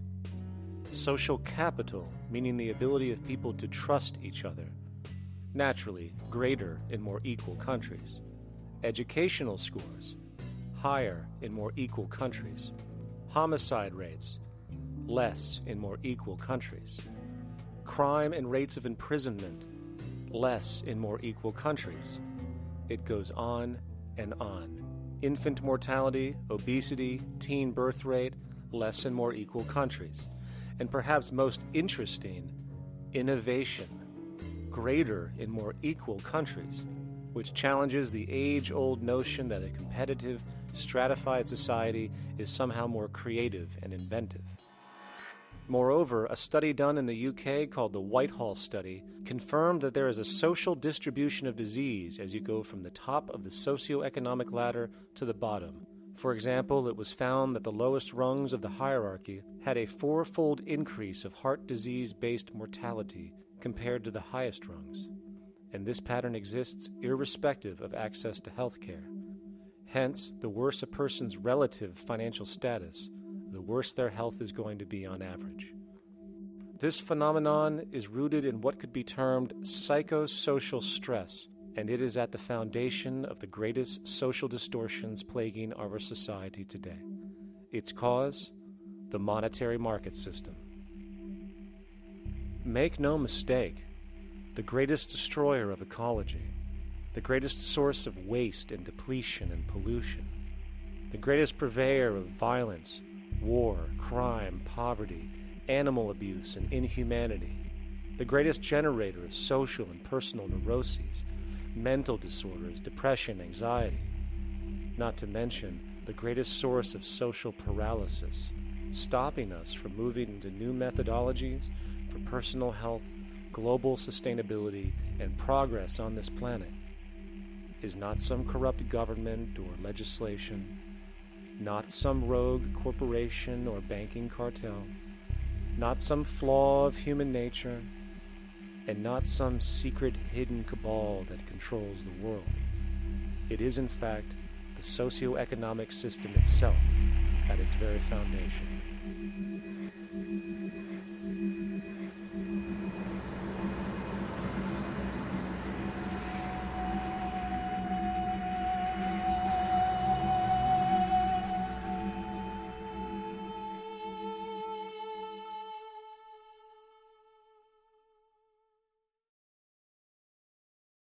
Let's imagine for a moment we had the option to redesign human civilization from the ground up. What if, hypothetically speaking, we discovered an exact replica of the planet Earth, and the only difference between this new planet and our current one is that human evolution had not occurred. It was an open palette. No countries, no cities, no pollution, no Republicans, just a pristine, open environment. So, what would we do? Well, first we need a goal, right? And it's safe to say that goal would be to survive. And not to just survive, but to do so in an optimized, healthy, prosperous way. Most people indeed desire to live, and they would prefer to do so without suffering. Therefore, the basis of this civilization needs to be as supportive and hence sustainable for human life as possible, taking into account the material needs of all the world's people while trying to remove anything that could hurt us in the long run. That goal of, say, maximum sustainability understood, the next question regards our method. What kind of approach do we take? Well, let's see. Last I checked, politics was the method of social operation on Earth. So what do the doctrines of the Republicans, liberals, conservatives, or socialists have to say about societal design? Not a damn thing. Okay, then what about religion? Surely the great creator had to have left some blueprint somewhere. No, nothing I can find. Okay then, so what's left? It appears something called science. Science is unique in that its methods demand not only that the ideas proposed be tested and replicated, but everything science comes up with is also inherently falsifiable. In other words, unlike religion and politics, science has no ego, and everything it suggests accepts the possibility of being proven wrong eventually. It holds on to nothing and evolves constantly. Well, that sounds natural enough to me. So then, based on the current state of scientific knowledge in the early 21st century, along with our goal of maximum sustainability for the human population, how do we begin the actual process of construction? Well, the first question to ask, what do we need to survive? The answer, of course, are planetary resources. Whether it is the water we drink, the energy we use, the raw materials we utilize to create tools and shelter, the planet hosts an inventory of resources, many of which are demanded for our survival. So, given that reality, it then becomes critical to figure out what we have and where it is. This means we need to conduct a survey.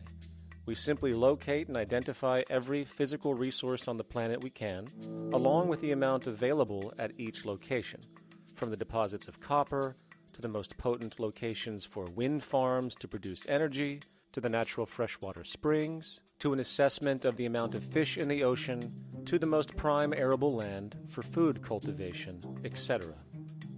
But since we humans are going to be consuming these resources over time, we then realize that not only do we need to locate and identify, we also need to track. We need to make sure we don't run out of any of this stuff. That would be bad. And this means not only tracking our rates of use, but the rates of earthly regeneration as well, such as how long it takes for, say, a tree to grow or a spring to replenish. This is called dynamic equilibrium. In other words, if we use up trees faster than they can be grown back, we have a serious problem, for it is unsustainable. So then, how do we track this inventory, especially when we recognize that all of this stuff is scattered everywhere? We have large mineral mines in what we call Africa, energy concentrations in the Middle East, huge tidal power possibilities on the Atlantic coast of North America, the largest supply of freshwater in Brazil, etc. Well, once again, good old science has a suggestion. It's called systems theory. Systems theory recognizes that the fabric of the natural world, from human biology to the earthly biosphere to the gravitational pull of the solar system itself, is one huge synergistically connected system, fully interlinked. Just as human cells connect to form our organs, and the organs connect to form our bodies, and since our bodies cannot live without the earthly resources of food, air, and water, we are intrinsically connected to the earth, and so on. So, as nature suggests, we take all of this inventory and tracking data and create a system to manage it. a global resource management system, in fact, to account for every relevant resource on the planet. There is simply no logical alternative if our goal as a species is survival in the long run. We have to keep track as a whole. That understood, we can now consider production. How do we use all this stuff? What will our process of production be, and what do we need to consider to make sure it is as optimized as possible to maximize our sustainability? Well, the first thing that jumps right out at us is the fact that we need to constantly try and preserve. The planet's resources are essentially finite, so it is important that we be strategic. Strategic preservation is key. The second thing we recognize is that some resources are really not as good as others in their performance. In fact, some of this stuff, when put into use, has a terrible effect on the environment, which invariably hinders our own health. For example, oil and fossil fuels, no matter how you cut it, release some pretty destructive agents into the environment. Therefore, it is critical we do our best to use such things only when we really have to, if at all. Fortunately for us, we see a ton of solar, wind, tidal, wave, heat differential, and geothermal possibilities for energy production, so we can strategize objectively about what we use and where to avoid what could be called negative retroactions, or anything that results from production or use that damages the environment and hence ourselves.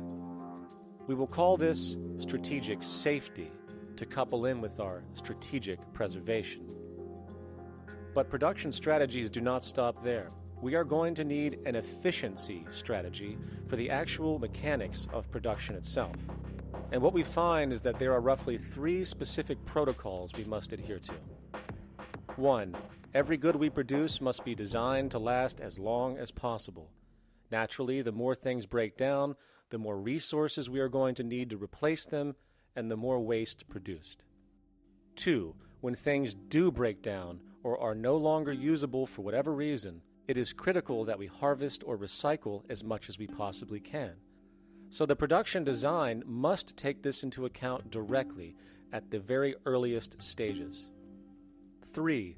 Quickly evolving technologies, such as electronics, which are subject to the fastest rates of technological obsolescence, would need to be designed to foreshadow and accommodate physical updates. The last thing we want to do is throw away an entire computer system just because it has only one broken part or is outdated. So we simply design the components to be easily updated, part by part, standardized and universally interchangeable, foreshadowed by the current trend of technological change. And when we realize that the mechanisms of strategic preservation, strategic safety, and strategic efficiency are purely technical considerations, devoid of any human opinion or bias, we simply program these strategies into a computer which can weigh and calculate all the relevant variables, allowing us to always arrive at the absolute best method for sustainable production based on current understandings. And while that might sound complex, all it is a glorified calculator. Not to mention, such multivariate decision-making and monitoring systems are already used across the world today for isolated purposes. It is simply a process of scaling it out. So, now we not only have our resource management system, but also a production management system, both of which are easily computer automated to maximize efficiency, preservation, and safety. The informational reality is that the human mind, or even a group of humans, cannot track what needs to be tracked. It must be done by computers, and it can be. And this brings us to the next level, distribution. What sustainability strategies make sense here? Well, since we know that the shortest distance between 2 points is a straight line, and since energy is required to power transport machines, the less transport distance, the more efficient. Producing goods in one continent and shipping them over to another only makes sense if the goods in question simply cannot be produced in the target area. Otherwise, it is nothing but wasteful. We must localize production so distribution is simple, fast, and requires the least amount of energy. We'll call this the proximity strategy. which simply means we reduce the travel of goods as much as possible, whether raw materials or finished consumer products. Of course, it might also be important to know what goods we are transporting and why, and this falls under the category of demand. And demand is simply what people need to be healthy and to have a high quality of life. The spectrum of material human needs range from core life-supporting necessities, such as food, clean water, shelter, to social and recreational goods, which allow for relaxation and personal social enjoyment, both important factors in human and social health overall. So, very simply, we take another survey. People describe their needs. Demand is assessed, and production begins based on that demand. And since the level of demand of different goods will naturally fluctuate and change around different regions, we need to create a demand distribution tracking system, so to avoid overruns and shortages. Of course, this idea is old news. It is used in every major store chain today to make sure they keep up with their inventory. Only this time we are tracking on a global scale. But, wait a minute, we really can't fully understand demand if we don't account for the actual usage of the good itself. Is it logical and sustainable for every single human to, say, have one of everything made, regardless of their usage? No, that would be simply wasteful and inefficient. If a person has a need for a good, but that need is only for, say, 45 minutes a day on average, it would be much more efficient if that good was made available to them and to others when needed. Many forget that it isn't the good that they want, it is the purpose of that good. When we realize that the good itself is only as important as its utility, we see that external restriction, or what we might call today ownership, is extremely wasteful and environmentally illogical in a fundamental economic sense. So, we need to devise a strategy called strategic access. This will be the foundation of our demand distribution tracking system, which makes sure we can meet the demand of the population's needs for access of whatever they need when they need it.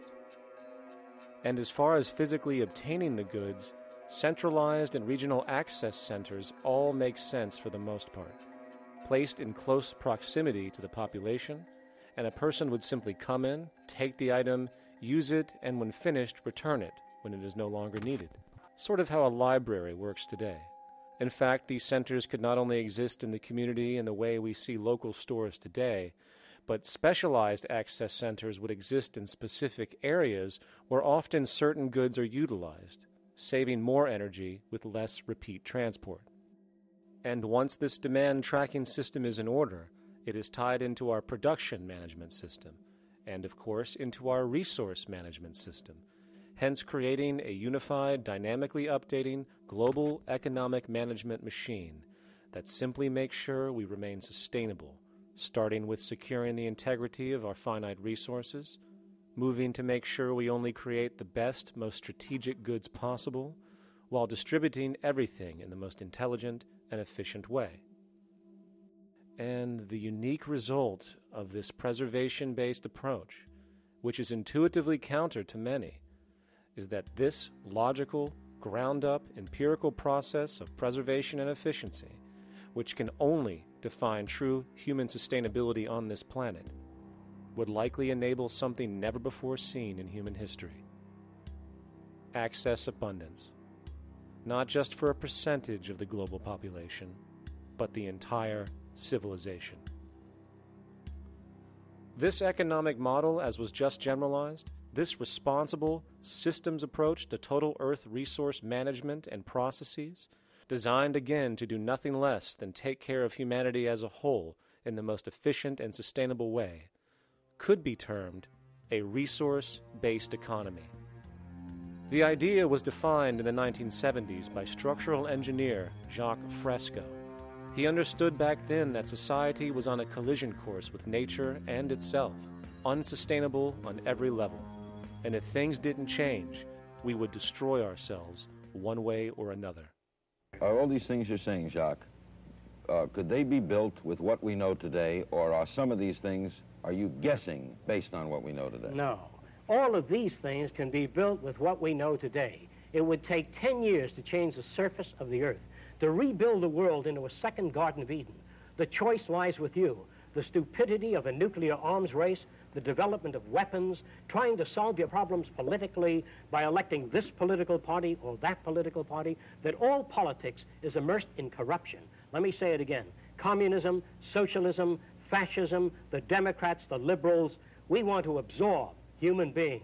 All organizations that believe in a better life for man, there are no Negro problems or Polish problems or Jewish problems or Greek problems or women's problems. They're human problems. I'm not afraid of anybody. I don't work for anyone. No one can discharge me. I have no boss.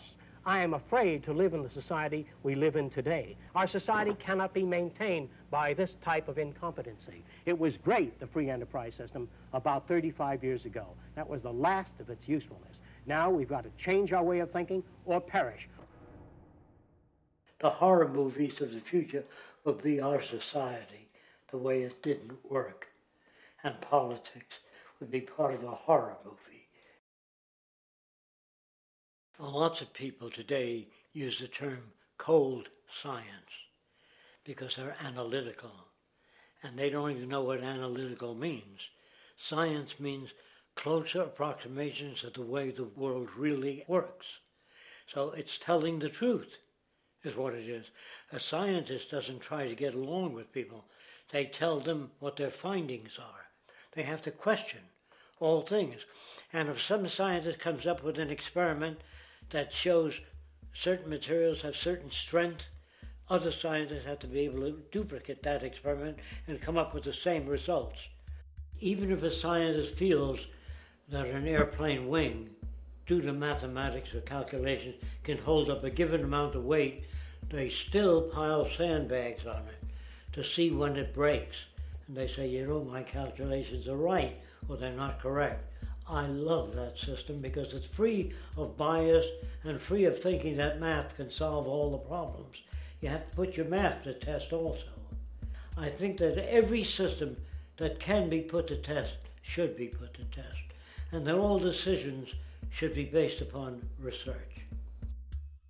A resource-based economy is simply the scientific method applied to social concern, an approach utterly absent in the world today.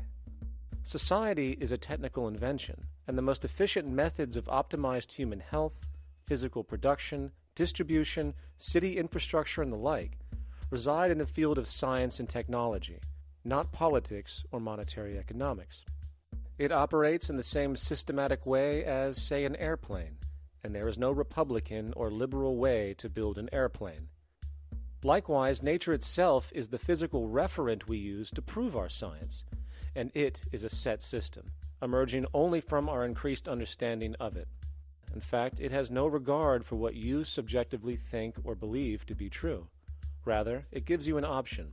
You can learn and fall in line with its natural laws and conduct yourself accordingly, invariably creating good health and sustainability, or you can go against the current to no avail. It doesn't matter how much you believe you can just stand up right now and walk on the wall next to you. The law of gravity will not allow it. If you do not eat, you will die. If you are not touched as an infant, you will die. As harsh as it may sound, nature is a dictatorship, and we can either listen to it and come in harmony with it, or suffer the inevitable adverse consequences. So, a resource-based economy is nothing more than a set of proven, life-supporting understandings where all decisions are based upon optimized human and environmental sustainability. It takes into account the empirical life ground, which every human being shares as a need, regardless, again, of their political or religious philosophy. There is no cultural relativism to this approach. It isn't a matter of opinion. Human needs are human needs, and having access to the necessities of life, such as clean air, nutritious food, and clean water, along with a positively reinforcing, stable, nurturing, and non-violent environment, is demanded for our mental and physical health, our evolutionary fitness, and hence the species' survival itself. A resource-based economy would be based upon available resources. You can't just bring a lot of people to an island or build a city of 50,000 people without having access to the necessities of life.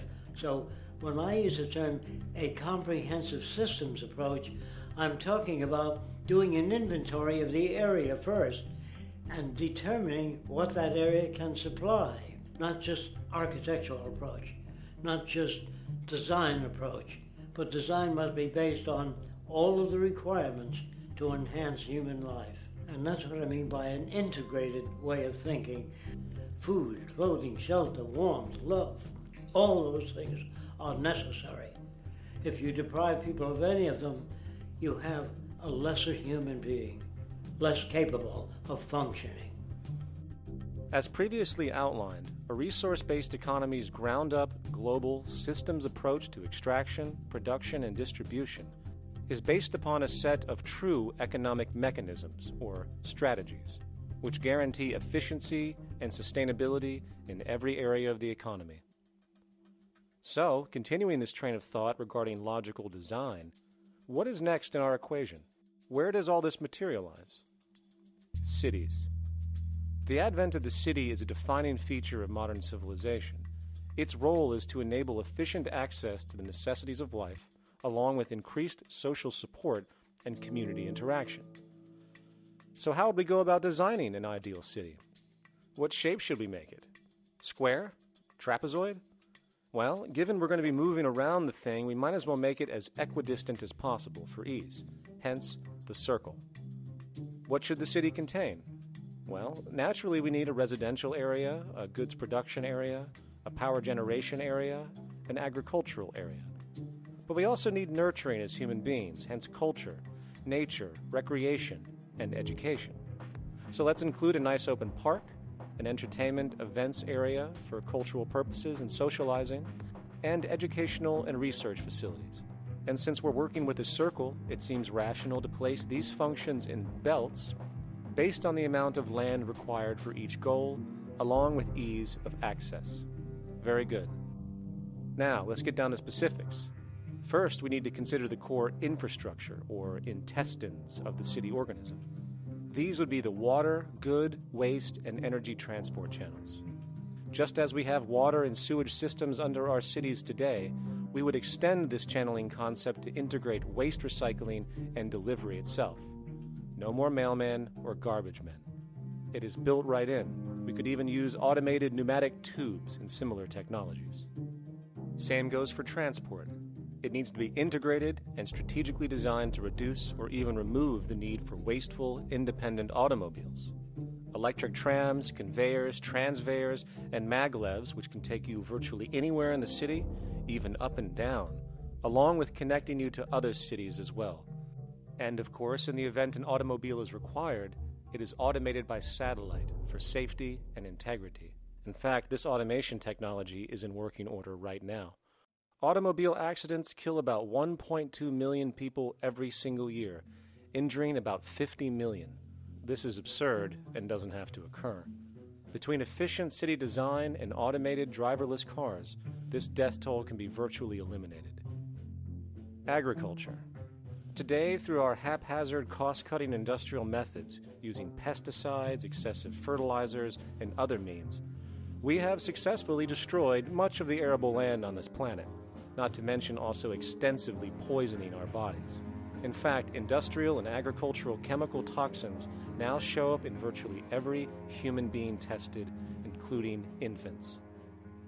Fortunately, there is a glaring alternative: the soilless mediums of hydroponics and aeroponics, which also reduce nutrient and water requirements by up to 75% of our current usage. Food can now be organically grown on an industrial scale in enclosed vertical farms, such as in 50-story 1-acre plots, virtually eliminating the need for pesticides and hydrocarbons in general. This is the future of industrial food cultivation, efficient, clean, and abundant. So, such advanced systems would be, in part, what comprise our agricultural belt, producing all the food required for the entire city's population, with no need to import anything from the outside, saving time, waste, and energy. And speaking of energy, the energy belt would work in a systems approach to extract electricity from our abundant renewable mediums. specifically wind, solar, geothermal, and heat differentials, and if near water potentials, tidal and wave power. To avoid intermittency and make sure a positive net energy return occurs, these mediums would operate in an integrated system, powering each other when needed, while storing excessive energy to large supercapacitors under the ground, so nothing can go to waste. And not only does the city power itself, particular structures will also power independently and generate electricity through photovoltaic paints, structural pressure transducers, the thermocouple effect, and other current but underutilized technologies. But of course, this begs the question, how does this technology and goods in general get created in the first place? This brings us to production. The industrial belt, apart from having hospitals and the like, would be the hub of factory production. Completely localized overall, it would of course obtain raw materials by way of the global resource management system just discussed, with demand being generated by the population of the city itself. As far as the mechanics of production, we need to discuss a new, powerful phenomenon, which was sparked very recently in human history and is on pace to changing everything. It's called mechanization, or the automation of labor. Well, if you look around you, you'll notice that almost everything that we use today is built automatically. Your shoes, your clothes, your home appliances, your car, and so on, they are all built by machines in an automatic way. Can we say that the society has not been influenced by these major technological advancements? Of course not. These systems really dictate new structures and new needs, and they make a lot of other things obsolete. So we've been going up in the development and use of technology in an exponential way. So definitely automation is going to continue. You cannot stop technologies that just make sense. Labor automation through technology is at the bottom of every major social transformation in human history. From the agricultural revolution and the invention of the plow, to the industrial revolution and the invention of the powered machine, to the information age we live in now, through essentially the invention of advanced electronics and computers. And with regard to advanced production methods today, mechanization is now evolving on its own, moving away from the traditional method of assembling component parts into a configuration into an advanced method of creating entire products in one single process. Like most engineers, I'm fascinated by biology because it's so full of examples of extraordinary pieces of engineering. And absolutely, what biology is the study of things that copy themselves. Of course, that's good a definition of life as we've got. Again, as an engineer, I've always been intrigued by the idea of machines that would copy themselves. RetRap is a three-dimensional printer. That's to say, it's a printer that you plug into a computer, and instead of making two-dimensional sheets of paper with patterns on, it makes real, physical, three-dimensional objects. Now, there's nothing new about that. 3D printers have been around for about 30 years. Big thing about RetRap is that it prints most of its own parts. So if you've got one, you can make another one and give it to a friend, as well as being able to print lots of useful things. From the simple printing of basic household goods in your home, to the printing of an entire automobile body in one swoop, advanced automated 3D printing now has the potential to transform virtually every field of production, including home construction. Contour crafting is actually a fabrication technology, the so-called 3D printing, when you directly build a 3D object from a computer model. Using contour crafting, it will be possible to build a 2,000 square foot home entirely by the machine in one day.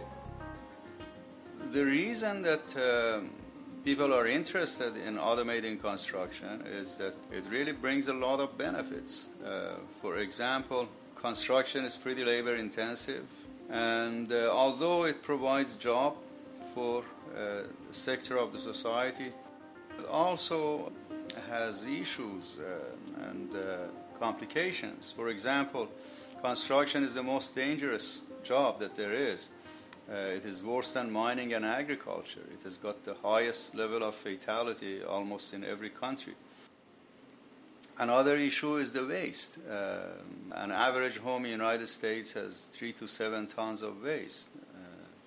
So this is huge if we look at the impact of construction and knowing that about 40% of all materials in the world are used in construction. So big waste of energy and resources and big damage to the environment as well. Making homes using hammers and nails and wood with the state-of-art technology today is really absurd and will go the way of our labor class in regards to manufacturing in the United States. Recently, there was a study by economist David Autor of MIT that states that our middle class is obsolete and being replaced by automation. Quite simply, mechanization is more productive, efficient, and sustainable than human labor in virtually every sector of the economy today. Machines do not need vacations, breaks, insurance, pensions, and they can work 24 hours a day every day. The output potential and accuracy compared to human labor is unmatched. The bottom line, repetitive human labor is becoming obsolete and impractical across the world, and the unemployment you see around you today is fundamentally the result of this evolution of efficiency in technology. For years, market economists have dismissed this growing pattern, which could be called technological unemployment, because of the fact that new sectors always seem to emerge to reabsorb the displaced workers. Today, the service sector is the only real hub left and currently employs over 80% of the American workforce, with most industrialized countries maintaining a similar proportion. However, this sector is now being challenged increasingly by automated kiosks, automated restaurants, and even automated stores. Economists today are finally acknowledging what they have been denying for years. Not only is technological unemployment exasperating the current labor crisis we see across the world due to the global economic downturn, but the more the recession deepens, the faster the industries are mechanizing. The catch, which is not realized, is that the faster they mechanize to save money, the more they displace people, the more they reduce public purchasing power. This means that while the corporation can produce everything more cheaply, fewer and fewer people will actually have money to buy anything, regardless of how cheap they become. The bottom line is that the labor for income game is slowly coming to an end. In fact, if you take a moment to reflect on the jobs which are in existence today, which automation could take over right now if applied, 75% of the global workforce could be replaced by mechanization tomorrow. And this is why, in a resource-based economy, there is no monetary market system, no money at all, for there is no need. A resource-based economy recognizes the efficiency of mechanization and accepts it for what it offers. It doesn't fight it like we do today.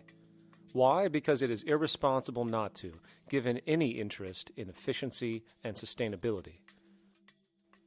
And this brings us back to our city system. In the center is the central dome, which not only houses the educational facilities and transportation hub, it also hosts the mainframe that runs the city's technical operations. The city is, in fact, one big automated machine. It has sensors in all technical belts to track the progress of agriculture, energy gathering, production, distribution, and the like. Now, would people be needed to oversee these operations in the event of a malfunction or the like? Most probably yes, but that number would decrease over time as improvements continue. However, as of today, maybe 3% of the city population would be needed for this job when you break it down.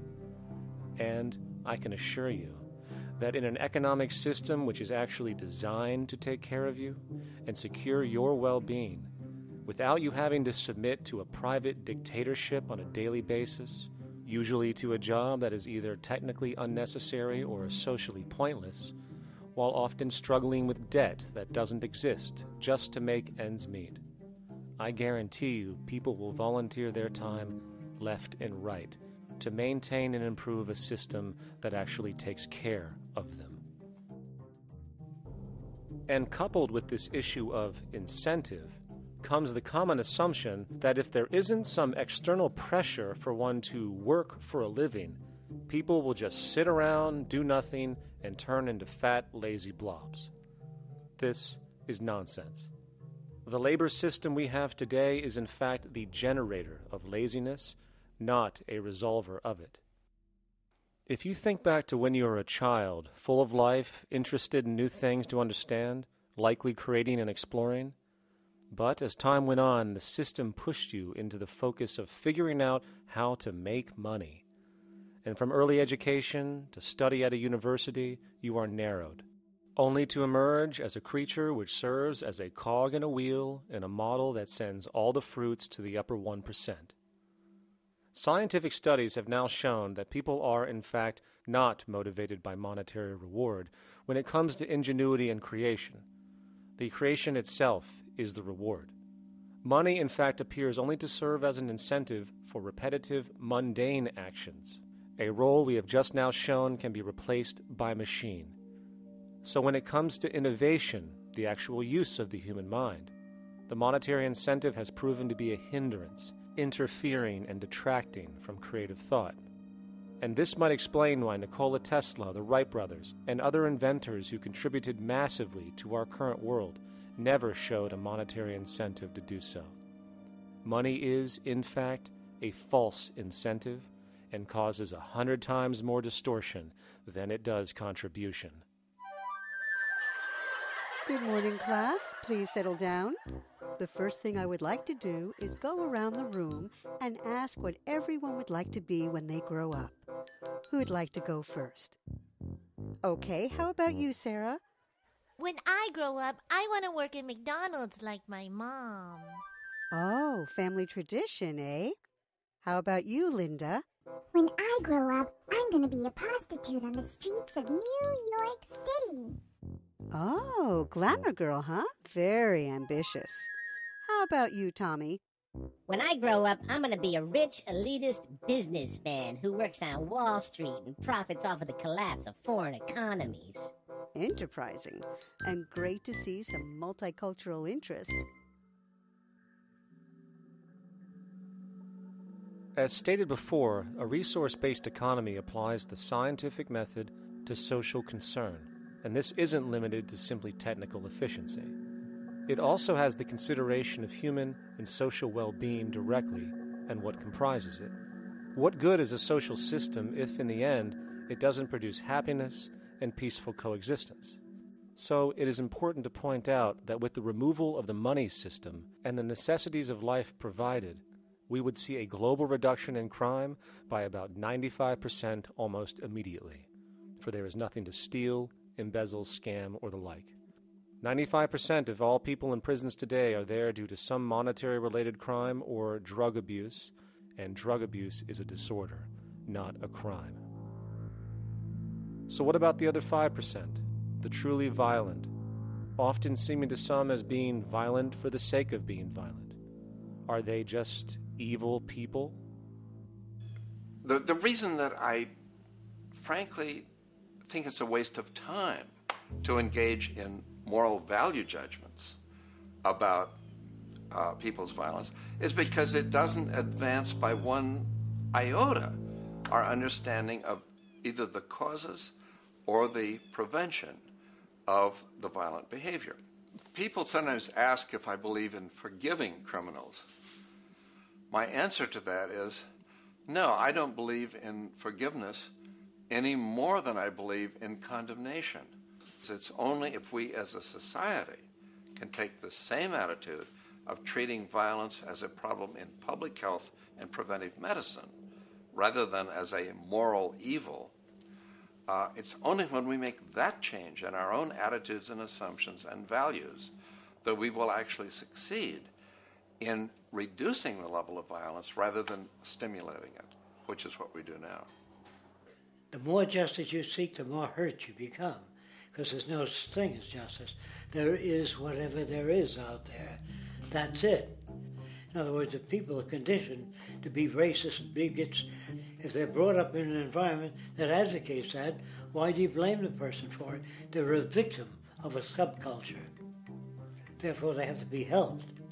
The point is, we have to redesign the environment that produces aberrant behavior. That's the problem, not putting a person in jail. That's why judges, lawyers, freedom of choice, such concepts are dangerous, because it gives you misinformation that the person is bad or that person is a serial killer. Serial killers are made, just like soldiers become serial killers with a machine gun. They become killing machines, but nobody looks at them as murderers or assassins, because that's natural. So we blame people. We say, well, this guy was a Nazi, he tortured Jews. No, he was brought up to torture Jews. Once you accept the fact that people have individual choices and they're free to make those choices, free to make choices means without being influenced. And I can't understand that at all. All of us are influenced in all our choices by the culture we live in, by our parents, and by the values that dominate.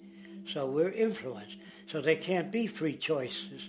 What's the greatest country in the world? The true answer, I haven't been all over the world, and I don't know enough about different cultures to answer that question. I don't know anybody that speaks that way. They say, it's good old USA, the greatest country in the world. There's no survey. Have you been to India? No. Have you been to England? No. Have you been to France? No. What do you make your assumptions on? They can't answer. They get mad at you. They say, well, God damn it, who the hell are you to tell me what to think? You know, don't forget, you're dealing with aberrated people. They're not responsible for their answers. They're victims of culture. That means they've been influenced by their culture.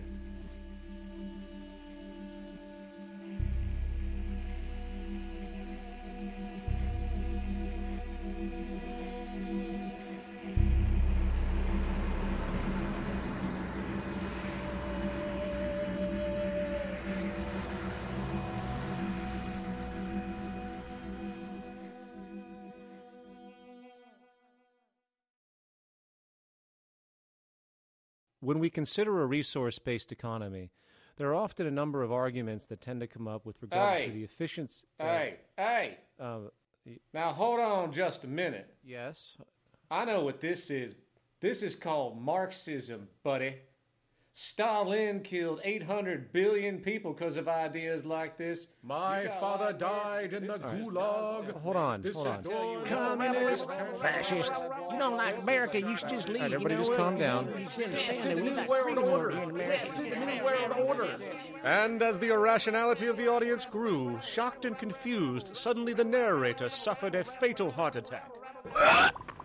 And the seemingly communist propaganda film was no more.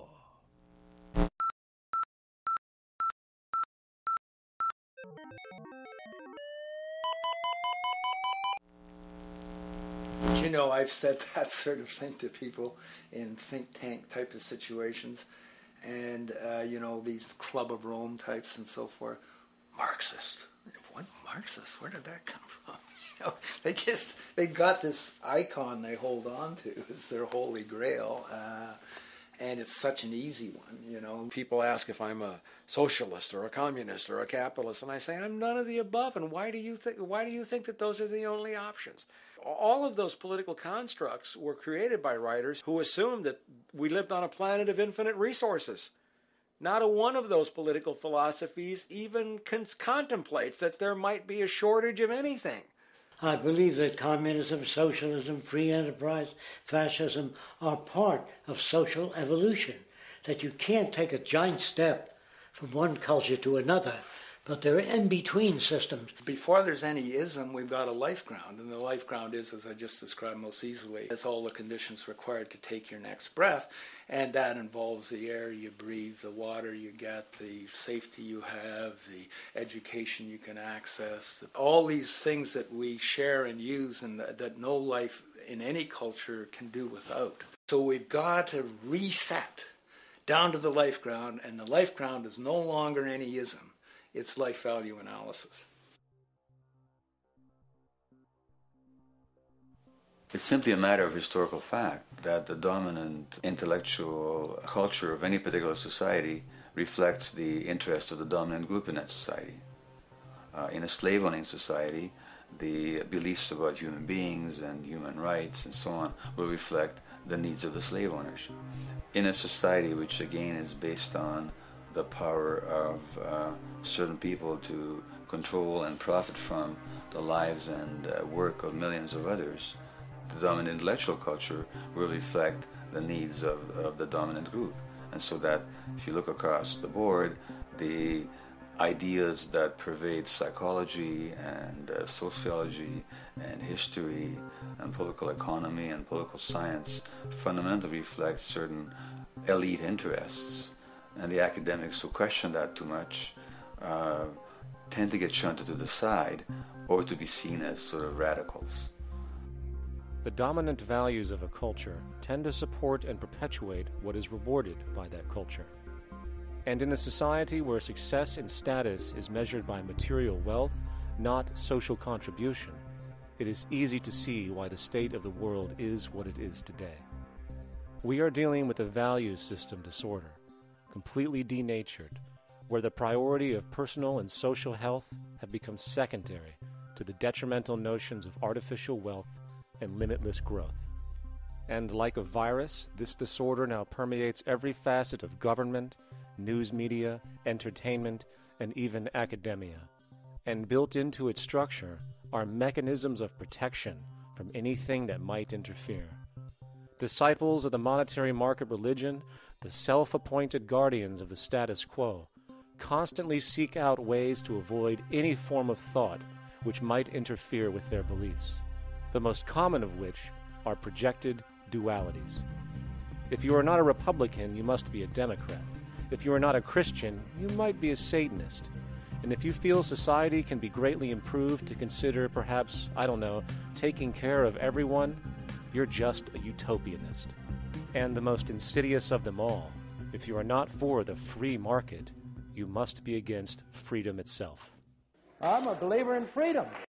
Every time you hear the word freedom being said anywhere or government interference said anywhere, it means decoded blocking maximization of turning money into more money for private money possessors. That's it. Every other thing they'll say, oh, we need more commodities for people, oh, this is freedom against tyranny and so forth. Every time you see it, you can decode it down to that. And I think you'll find a one-to-one correlation with every time they use it. And this is a sense in which we might call it's a syntax, a governing syntax of understanding and of value, so that it governs beneath their own recognition of it. So they may not say, oh, I didn't mean that at all, but in fact, that's what they do. Just like you may speak a grammar, and you have rules of grammar you follow without recognizing what the rules are. And so what we have is what I call the ruling value syntax that underlies this. So every time they use these words, government interference, lack of freedom, or progress, or development, you can decode them all to come back to mean that. Of course, when you hear the word freedom, it tends to be in the same sentence with something called democracy. It's fascinating how people today seem to believe that they actually have a relevant influence on what their government does, forgetting that the very nature of our system offers everything for sale. The only vote that counts is the monetary vote, and it doesn't matter how much any activist yells about ethics or accountability. In a market system, every politician, every legislation, and hence every government is for sale. And even with the $20 trillion bank bailout starting in 2007, an amount of money which could have changed, say, the global energy infrastructure to fully renewable methods, instead going to a series of institutions that literally do nothing to help society, institutions that could be removed tomorrow with no recourse. The blind conditioning that politics and politicians exist for the public well-being still continues. The fact is, politics is a business, no different than any other in a market system, and they care about their self-interest before anything else. I don't really, honestly, deep down believe in political action. I think the system contracts and expands as it wants to. It accommodates these changes. I think the civil rights movement was an accommodation on the part of those who own the country. I think they see where their self-interest lies. They see a certain amount of freedom seems good, an illusion of liberty. Give these people a voting day every year so that they'll have the illusion of meaningless choice. Meaningless choice that we go like slaves and say, "Oh, I voted." The limits of debate in this country are established before the debate even begins, and everyone else is marginalized. They're made to seem either to be communists or some sort of disloyal person, a kook, there's a word, and now it's conspiracy. Say, they've made that something that should not be even entertained for a minute, that powerful people might get together and have a plan. Doesn't happen. You're a kook. You're a conspiracy buff. And of all the mechanisms of defense of this system, there are two that repeatedly come up. The first is this idea that the system has been the cause of the material progress we have seen on this planet. Well, no. There are basically two root causes which have created the increased so-called wealth and population growth we see today. One, the exponential advancement of production technology, hence scientific ingenuity. And two, the initial discovery of abundant hydrocarbon energy, which is currently the foundation of the entire socioeconomic system. The free market, capitalist, monetary market system, whatever you want to call it, has done nothing but ride the wave of these advents with a distorted incentive system and a haphazard, grossly unequal method of utilizing and distributing those fruits. The second defense is a belligerent social bias generated from years of propaganda, which sees any other social system as a route to so-called tyranny, with various name-droppings of Stalin, Mao, Hitler, and the death tolls they generated. Well, as despotic as these men might have been, along with the societal approaches they perpetuated, when it comes to the game of death, when it comes to the systematic daily mass murder of human beings, nothing in history compares to what we have today. Famines throughout at least the last century of our history have not been caused by a lack of food. They've been caused by relative poverty. The economic resources were so inequitably distributed that the poor simply didn't have enough money with which to buy the food that would have been available if they could have afforded to pay for it. That would be an example of structural violence. Another example, in Africa and some other areas, but I'll particularly focus on Africa, tens of millions of people are dying of AIDS. Why are they dying? It's not because we don't know how to treat AIDS. We have, millions of people in the wealthy countries are getting along remarkably well because they have the medicines that will treat it. The people in Africa who are dying of AIDS are not dying because of the HIV virus. They're dying because they don't have the money with which to pay for the drugs that would keep them alive. Gandhi saw this. He said the deadliest form of violence is poverty. And that's absolutely right. Poverty kills far more people than all the wars in history, more people than all the murderers in history, more than all the suicides in history. Not only does structural violence kill more people than all the behavioral violence put together, structural violence is also the main cause of behavioral violence.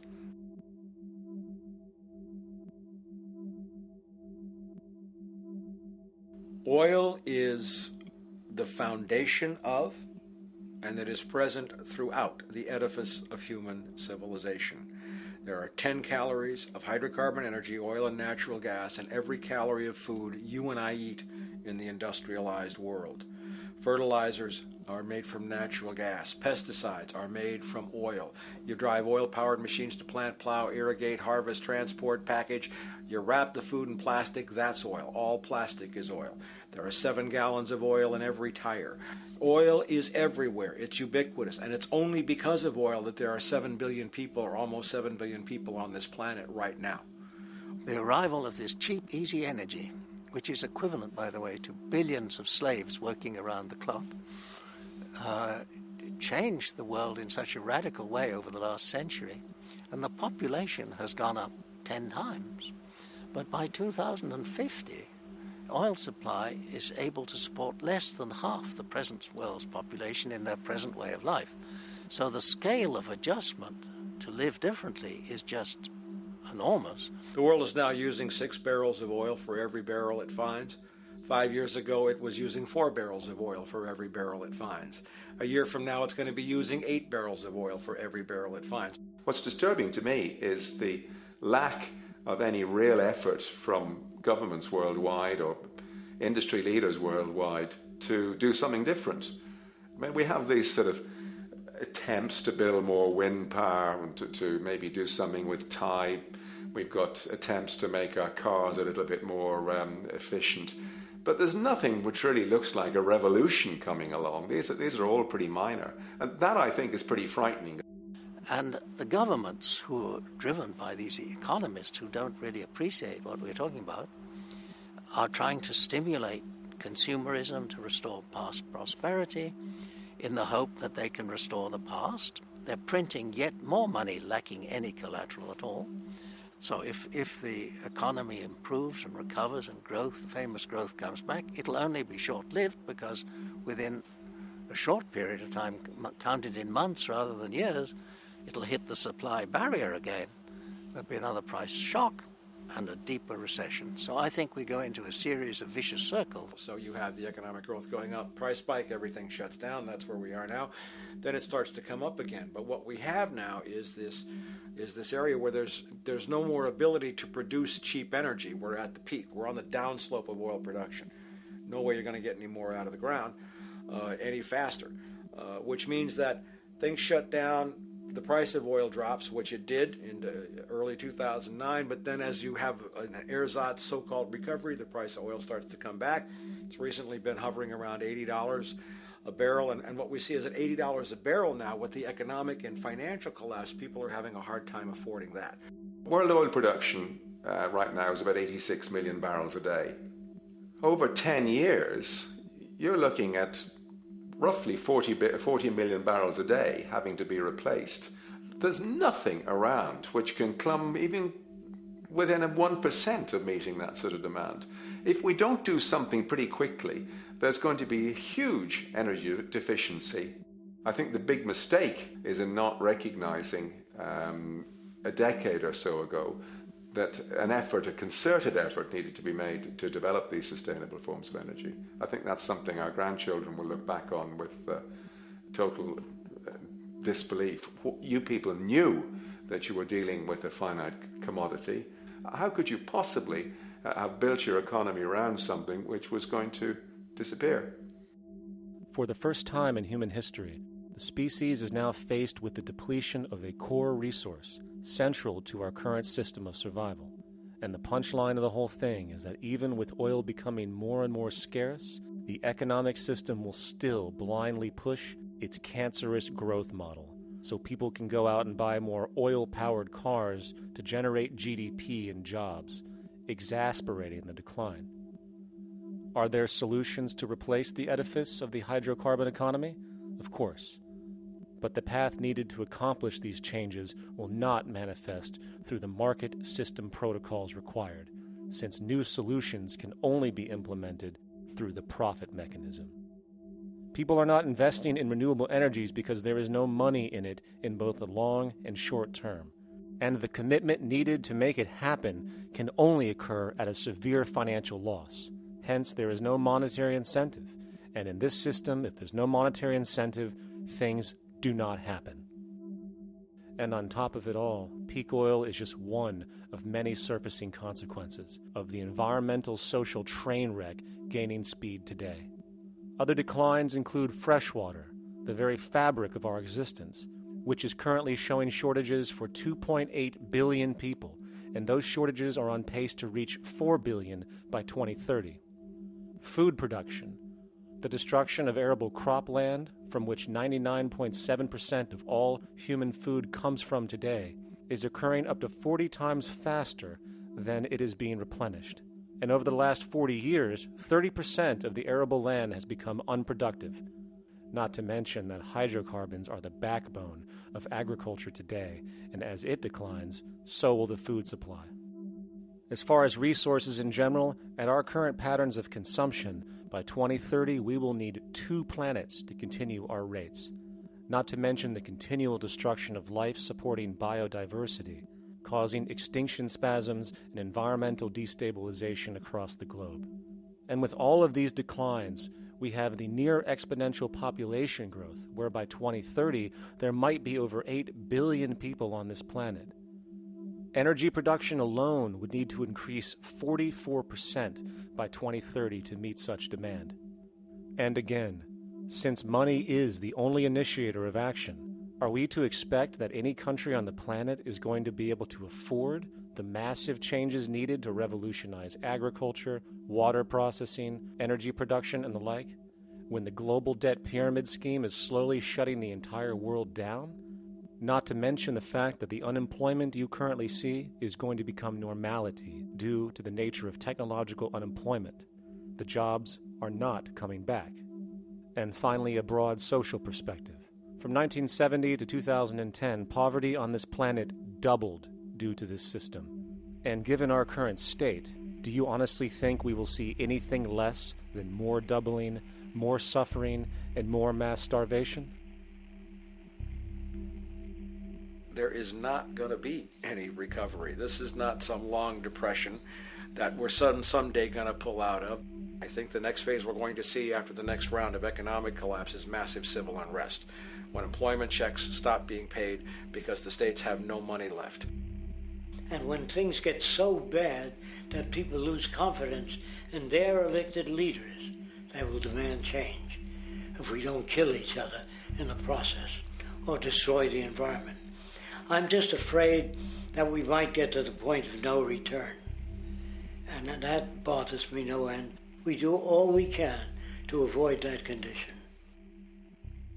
It's clear that we're on the verge of a great transition in human life. That what we face now is this fundamental change of the life we've known over the last century. There has to be a link between the economy and the resources of this planet, the resources being, of course, all animal and plant life, the health of the oceans and everything else. This is a monetary paradigm that will not let go until it's killed the last human being. The in-group will do all it can to stay in power. And that's what you got to keep in mind. They'll use the Army and Navy and lies or whatever they have to use to keep in power. They're not about to give it up because they don't know of any other system that will perpetuate their kind.